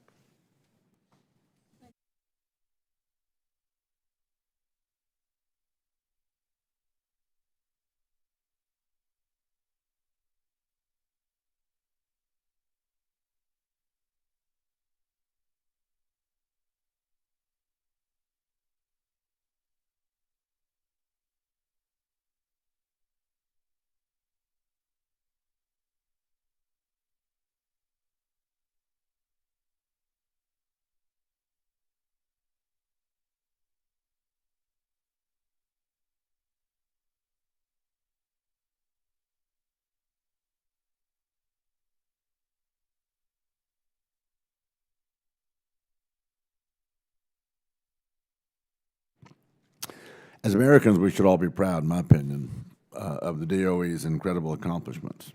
But as you say, China is in the process of catching up. In your opinion, Dr. Schmidt, what would it mean for U.S. leadership in science and technology should China pull ahead of our exascale efforts and our high-performance computing efforts in general? So high-performance computing in general, of which exascale computing is an example, is crucial for energy and also for national security, especially nuclear. Much of this research has enabled our nuclear leadership and our defense posture, and again, there's much classified work on this. China has focused on what you have called exascale computing for more than a decade. There have been a number of times when their computers have been significantly faster than ours. Again, it's a race. So once you understand it's a race, we have to win this, and we have to continue to win it. If we stopped this, we would stop being able to model both the national security aspects of this as well as new innovations in renewable energy, traditional energy, new materials. There's so many things that are related to the computation that the DOE is funding. I cannot emphasize this enough. Right, especially the new materials. And I'm glad to hear you say nuclear as well. Our bill, the Securing American Leadership in Science and Technology Act, would authorize critical investments in DOE's advanced scientific computing programs. It would more than double funding for the department's activities in that area by the year 2029. In your opinion, in what ways can we facilitate collaboration with American industry? You came from industry, right? To maximize our return on this investment. How do we do that? Well, much of that is going to happen through the President's initiatives to modernize the nuclear infrastructure, which I'm familiar with, and I'm sure you are as well. And so I think focusing on getting that right. The newest strategy in manufacturing is called basically digital twinning. And what you do is you build a computer model that's a digital simulation of the physical thing you're building, changing the way we build things, and I'm talking about as a national security level as well as in the commercial sector, so that we can simulate them using these powerful computing resources that you're describing, allows us to have more reliable outcomes, more predictable outcomes when we actually build them. This is crucial in the nuclear area because we can't test these things because of all sorts of treaties. Yeah, thank you for that. And I recognize in your, I think, discussion with Dr. Babman, y'all talked about the 5G network. I think you said something to the effect that we don't have a competitor or an actor large enough to do this. Is that what you said? The primary suppliers are Ericsson, Nokia, and Samsung. And I would love to see an American set of startups, U.S. startups. There's plenty of interesting ideas that could come. And I think the easiest way for that to happen is to say to them, there's going to be lots of spectrum, there's going to be lots of competitors, the 5G revolution is coming, and it's going to be led in America and not in China. So you say there's going to be lots of spectrum. You may or may not be aware that the FEC has talked about auctioning off some bandwidth. Are you familiar with that? I am, and I've spent a lot of time on this. The highway departments have raised an issue about that. What can you tell us from your perspective about that? So there's a technology that's been around for about 10 years called sharing. And as scientists, we believe that the various objections can be addressed by sharing the technology where the government has priority. And this technology is relatively new and we think very powerful. So if they sell off or auction off part of that spectrum, does that mean less spectrum available for competition? Well, the government has for the last 20 years been auctioning spectrum as a property right. That's essentially selling the highway to the truck operators. It would be better to have the highway be shared among the truck operators and the car operators and so forth. And we think technologically sharing is the future. Okay, thank you for that, Madam Chair. I yield back. Thank you very much, Ms. Bonamici. Thank you to the chair and ranking member, and thank you to the witnesses for your expertise. I'm glad to see so many people here today interested in this topic. I know the title of this hearing is Losing Ground, U.S. Competitiveness in Critical Technologies. I want to start on a positive note. We do have some of the best scientists and researchers, programmers, engineers in the world. We've seen tremendous progress in the development and deployment of high-performance computing. I want to follow up on Mr. Weber's discussion in Northwest Oregon, where I'm honored to represent. Intel recently unveiled its Horse Ridge chip processor to accelerate the testing and potential of quantum computing.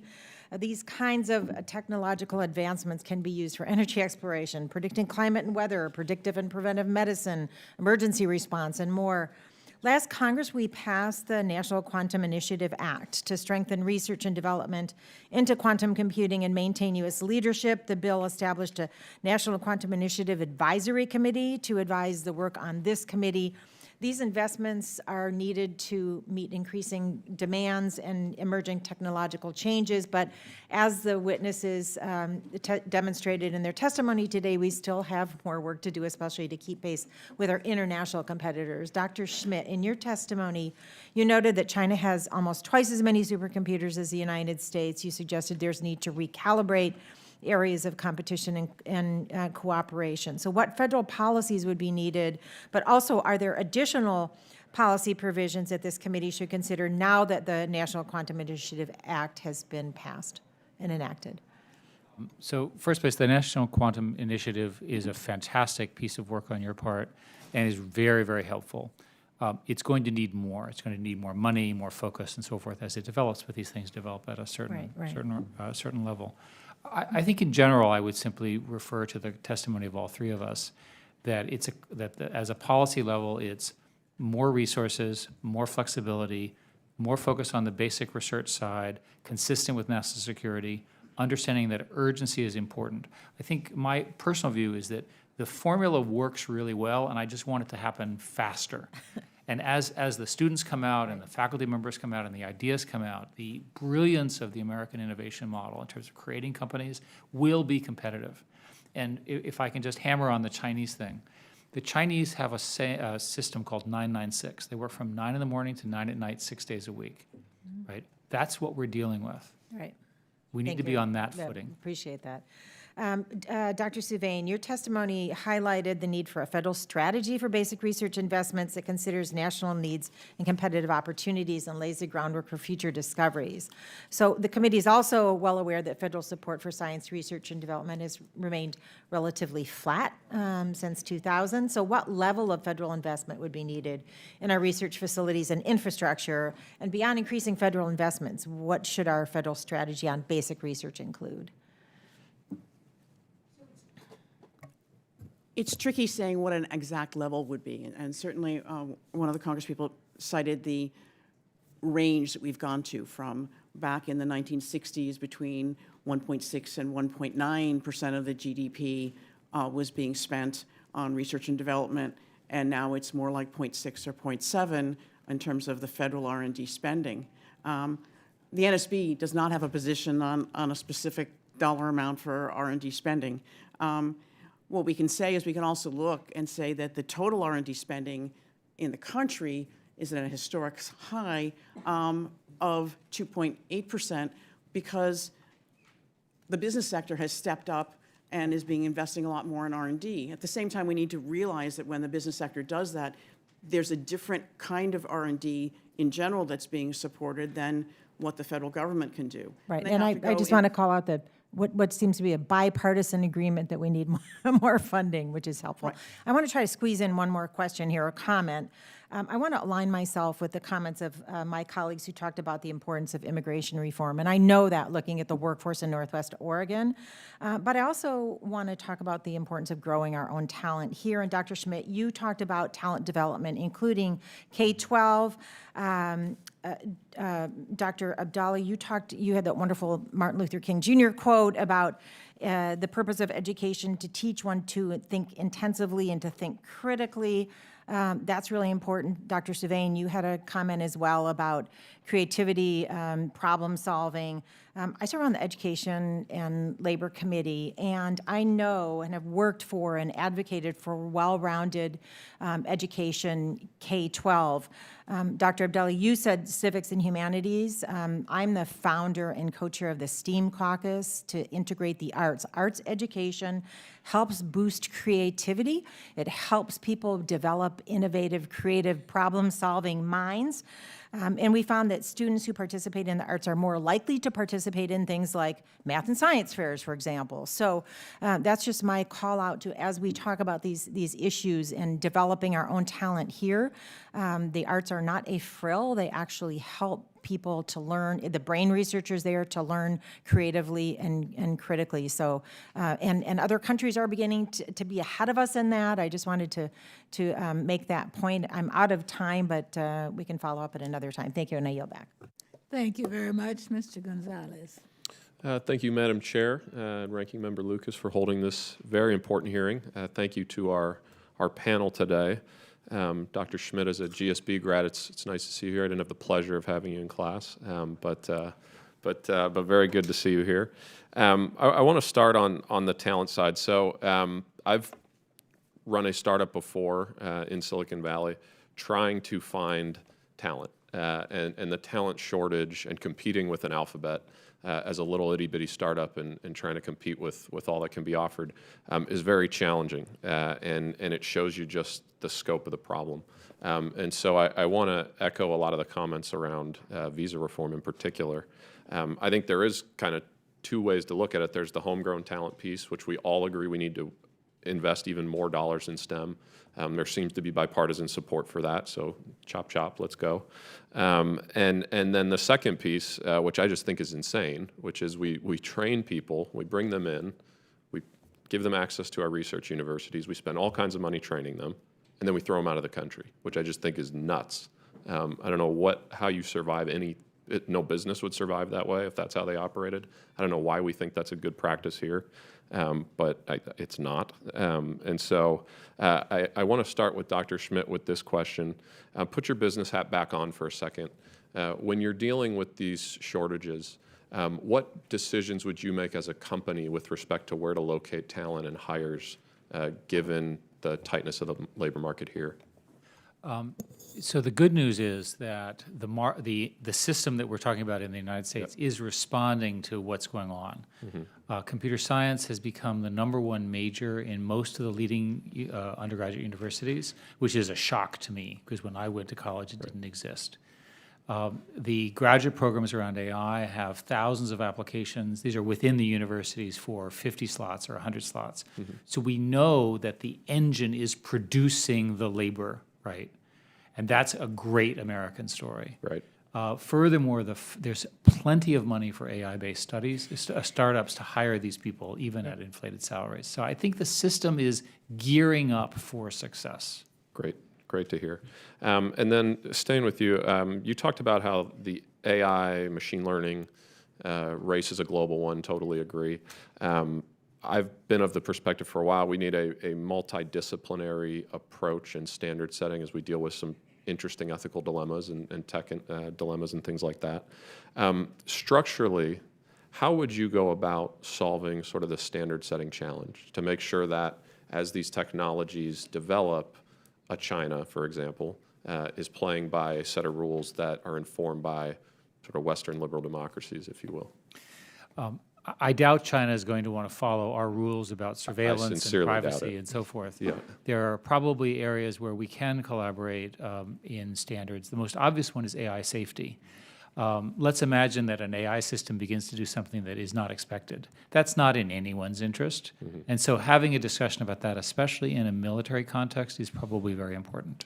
Yeah, so that was actually going to be my next question. So, and don't comment specifically on this project, but Project Maven, which at one point Google was involved in and had some controversy inside Google.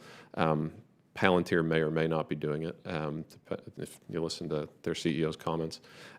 Talk about, on the national security front, how important it is to lead on AI and machine learning with respect to kinetic warfare, because there's clearly going to be a blending of those technologies. So I'll tell you what I've told the Department of Defense. AI today started as largely a vision revolution, and computers today have better vision than humans.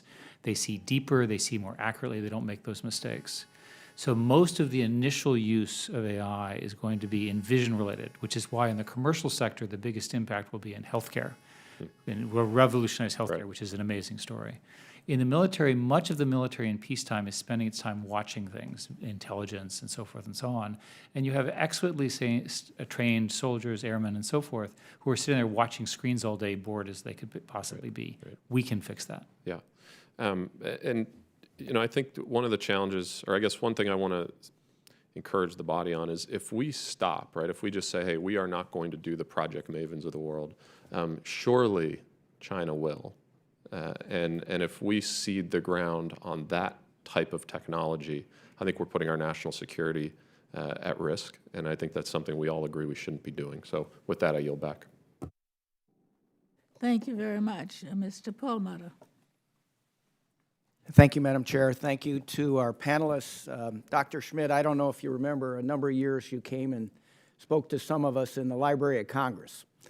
And your topic was similar to today's. Just generally, how do we maintain this such an effective both educational and commercial system?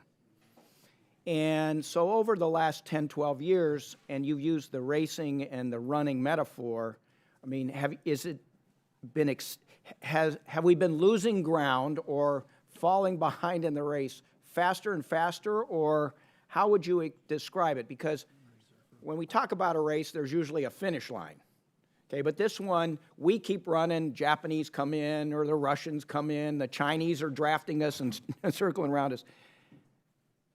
In this race, just listening to the testimony, it's talent, it's resources, it's incentives, kind of what you've been talking about. In losing ground, are we losing it faster and faster?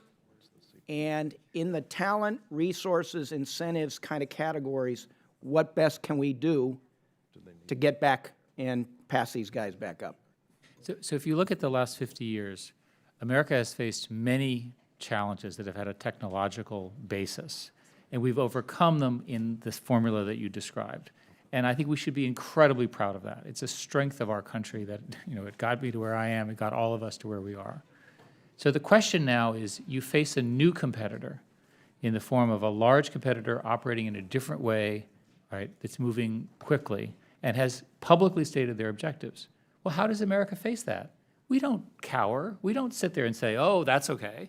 We get our act together and we focus, we create a sense of urgency, and we figure out how to solve the problems. Let's solve the problems of getting foreign students in here that we need.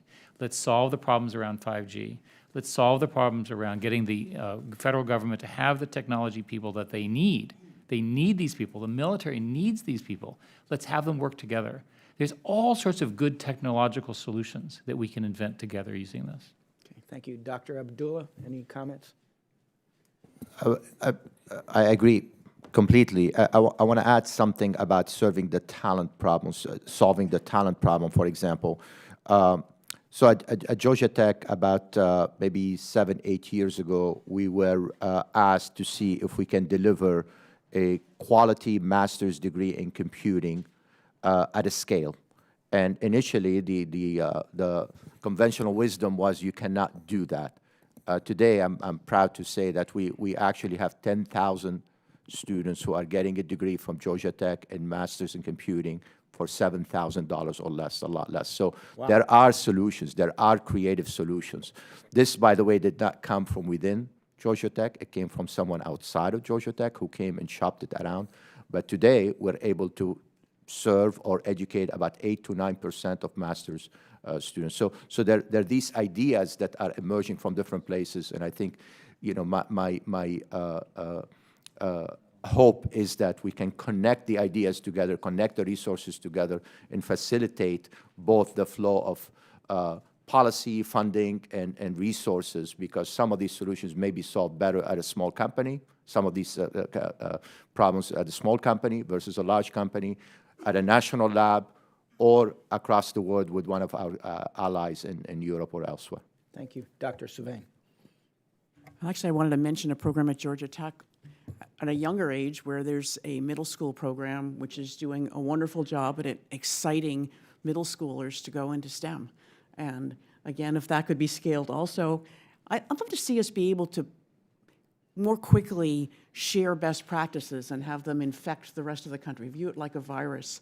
There was a wonderful conversation that Dr. Karen Marangel, who's the director of EHR at NSF, had with the board in November, where she talked about best practices, about programs that they could prove at NSF with their educational research work. If 4-year-olds to 6-year-olds do this, 5 or 6 years later, they're still excited about math and science. But at the end of the project, it's proven to work and it sits on a shelf. How do we generalize? How do we disseminate? Thank you. I was going to talk about Libra and co-Libra and creating a digital currency by a dominant player in the technology sphere that's taken it all offshore, and I worry about surveillance and I worry about knowing everything, but Dr. Schmidt, I'll just leave that alone. Thank you. The gentleman from California, Mr. McNerney, is recognized for 5 minutes. I thank the chair. I think the panelists is really informative this morning. Mr. Schmidt, my district includes Stockton, California, and I'm really proud of Stockton because it's the first city to launch an AI strategy. But it has this history of economic hardship. It's working hard to revitalize and turn that around. U.S. News and World Report recently reported that Stockton is the most racially diverse city in the country. And I'm very excited about what's going on out there. But I want to talk a little bit about what the federal government should be doing. But I want to point out and make a plug for my AI and Government Act, which will create a center of excellence within the GSA to provide resources to the different agencies. Mr. Schmidt, what steps should the government be taking, in your opinion, to help address the risks of bias in artificial intelligence systems? There's a great deal of concern about AI bias in the community. And the way to understand the problem is that AI today is largely trained from data that's in the real world. So whether it's from language or processes or loan applications or whatever, it's trained from what it has seen. And we know that these systems have biases in them. We're not debating that. So the research that's underway is how do we correct the model when it comes out to limit any unintended bias. This is an issue that pretty much all of the technology companies have identified as a key part of their ethics principles. It's not solved yet. Is there a role for the federal government in solving it? This is a great opportunity to plug for more research funding in these areas. It's an area of very active research in the universities. Well, thank you. The AI and cyber threats is also an interesting sort of area. Is there something you're concerned about? Is that something you're concerned about, and how AI can be used to help us diffuse cyber threats? Well, AI will definitely be used to watch. Remember, I discussed that AI is a monitoring system today, a vision. It'll be used for dynamic monitoring. You simply can't monitor everything. And it's reasonable to expect at a national security level that you'll be able to look at all of the things going on, and the AI will say, something's up, I can't tell you why, but look over here. It'll say it can't tell you why because it doesn't understand, but it said there's an unusual pattern here or there, and that's the state of the art. Is that deployable in home computers? You would do this in classified settings, I think. The other thing that is of concern is that there are people who think that the models themselves can be corrupted. In other words, an attacker can take the model and change it after you've trained it in such a way that it doesn't do what you wanted. And that general issue around AI safety is also important. Well, how do you think the federal government can help universities produce AI talent?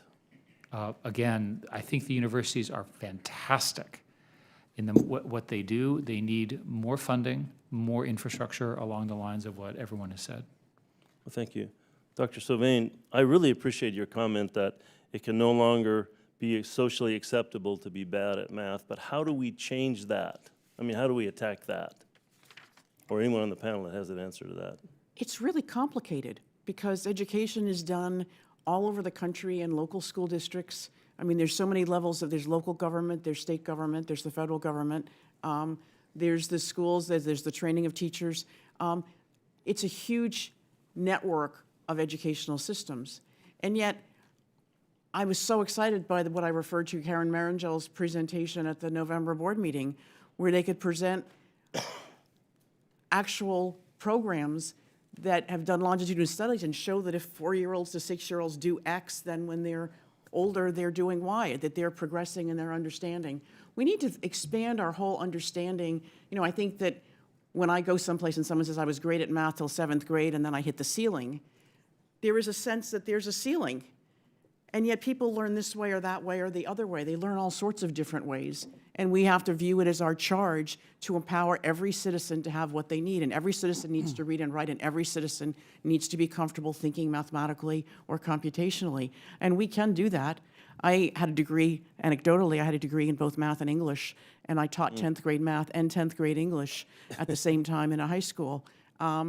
And I found that someone who was really good at English, I could use that skill to help them be better at math. And if they were really good at math, I could help them be better at English. That's what the convergence is about. The convergent thinking is about, that the mixture of disciplines, we can access the creativity of how we all think, and we can all contribute to the thinking that needs to be happening in the generations that go forward. For just a second here, in the Bay Area and a little beyond, it's kind of cool to be a nerd and a geek, but how do we get that out to the rest of the country? I mean, is Hollywood going to be an important part of this, or social media?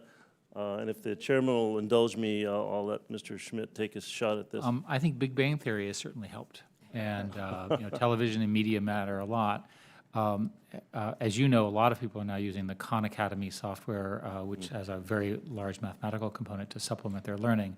I think building a movement around parents to say that math education my kid's is getting is not good enough, I'm going to supplement it with all sorts of free services would be helpful. Thank you. I yield. Thank you. And members are advised, if they're interested in another brief round of questions, that we'll make a shot at that.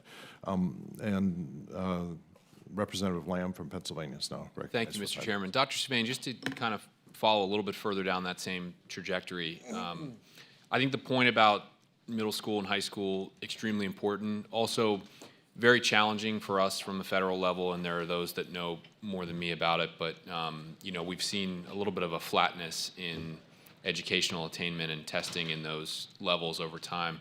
To me, in the short term, what's a little bit newer or maybe more promising is the transition to convincing young people that there are other post-high school options besides an immediate four-year degree, and trying to get more people to go down the path of job training, skills, community colleges.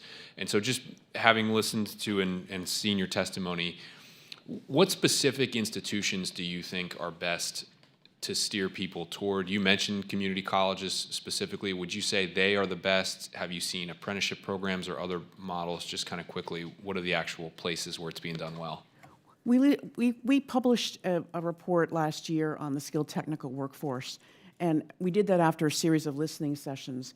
And so there's a number of places that we visited that had NSF ATE funding, which showed that there were partnerships between the community college, the university, and the industry and the local area. And together, they were creating pipelines where students were so excited. They were doing terrific work and going directly into jobs that were paying $80K without a... Yeah, that confirms what we've seen out my way as well. I think that, but it seems like the community college is often the best suited to kind of lead that partnership as the deliverer, the deliverer of the training with those partners. Dr. Abdullah, I thought your example from Georgia of the $7,000 or $9,000, whatever it was, master's degree. Can a major university like yours also offer something like that short of a bachelor degree, or is it better done at a kind of smaller institution that you support? Actually, we do collaborate and cooperate with community colleges and high schools and others to do that. In fact, in Georgia right now, there is a bill that passed last year and funded to try to put computer science education earlier and earlier, which I think is also important, is to start injecting computing thinking or computer science earlier.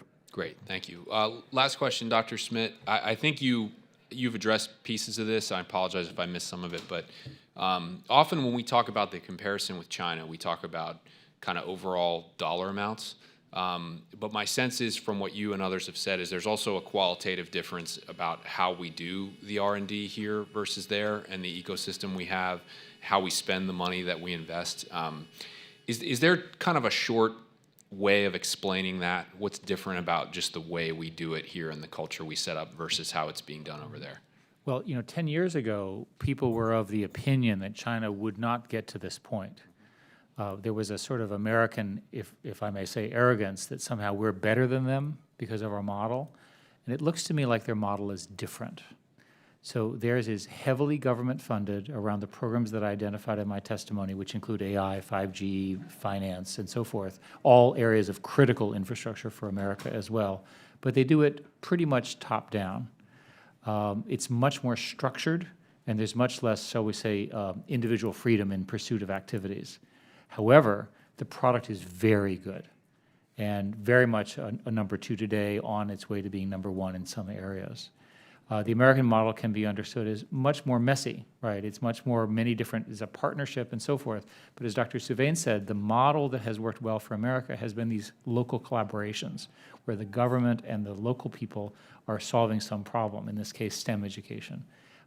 That flexibility is more fundamental than it appears, because it allows for strategic flexibility, it allows for the businesses to be more flexible, it allows for everything to move quicker.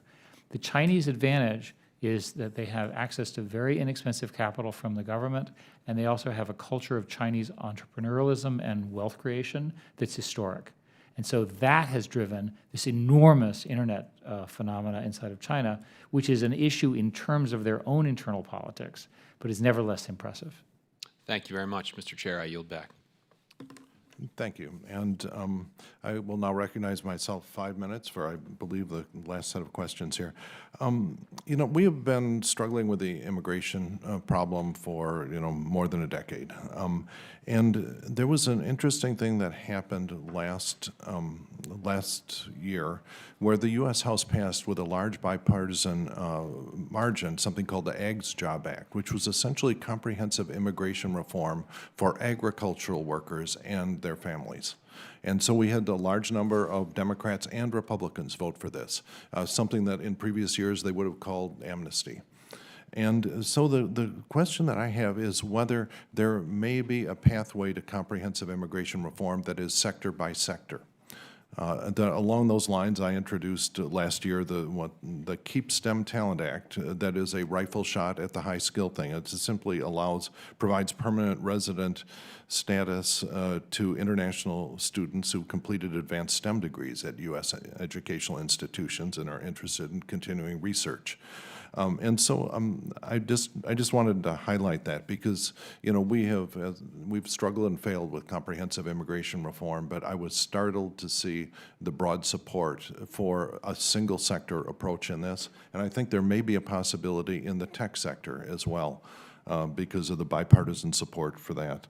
The other thing I'd like to bring up is of the different models for funding both fundamental and applied research, one of them is to allow the funding agency or the government to retain an equity stake in, you know, in the startups. For example, Israel sort of famously does that. The Chinese do it implicitly with their state-owned enterprises. And universities retain an equity stake in things that spin off. And I was wondering if you think there's a merit for us looking into that as a systematic way of increasing the pie. You know, if we had, for example, the government had retained a 5% equity stake in Google, that might have made a transformative difference in our ability to fund R&D. And so, while I acknowledge the point, I will point out that the tax revenues to the government of these companies so far exceeds the value of that 5%. So if you think about it, the number of jobs that are created, the economic infrastructure, the sort of positioning of the technology innovation engine, and by the way, that includes things like fracking, right, in terms of its impact that it had on the Midwest.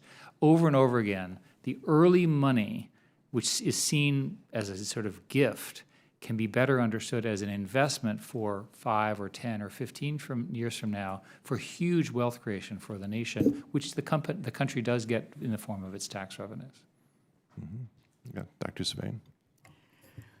In my former capacity as VPR, where tech transfer was one of the portfolios, I would say that there was not a lot of return on the patents that we had, but where there was, the university share was used to reinvest in basic research in a way that didn't require the administrative burdens of massive numbers of grant proposals for 3 years, et cetera. And so that in a sense, it is serving the federal government as it currently is and having that share in the university when it occurs, because it is reseeding something that the government cares about. It cares about the results of basic research. Yeah, and the patent royalty model for universities is, you know, longstanding. Did you have any comments on, you know, having a look at, for example, the Israeli model, which is sort of an intermediate? Well, so most universities do not keep equity in the usual sense. I mean, there are different models, but usually universities in this space would encourage licensing or trying to help in that from that point of view. I do want to say that the research dollar, the federal dollar, does multiple roles. It has multiple roles. It pays for the research. It pays for the education of the students who are also going to go out and create more research and get jobs, and it also potentially spins off these companies. So the investment has three different sources eventually of trying to recover or to trying to pay back. As far as the universities are concerned, this is a role that they assumed, gladly assumed, to try to commercialize and try to get the research out, but it is not something that pays off in the short term. At a place like Stanford, for example, I think there are 3 companies that give more or gave back more than $100 million or so. You think about Stanford that's generating all of these companies. I think overall, out of the thousands and thousands and thousands of companies, the very few will get above $1 million. So it's a high-risk place, and I think it's important to keep the model that we have right now. I'm not sure. I haven't studied the Israeli model or getting equity into that. I'll be happy to have that at Georgia Tech, but I don't. Any comments on that for the record? I guess we're out of time here. Yeah. But, before drawing the hearing to a close, I want to thank the witnesses, though I have to say the most exciting thing that I heard was a statement from my colleague, the ranking member, Mr. Lucas, that he was strongly in favor of doubling the federal R&D budget.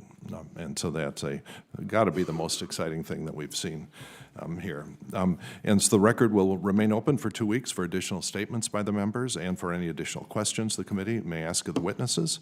The witnesses are now excused, and the hearing is now adjourned.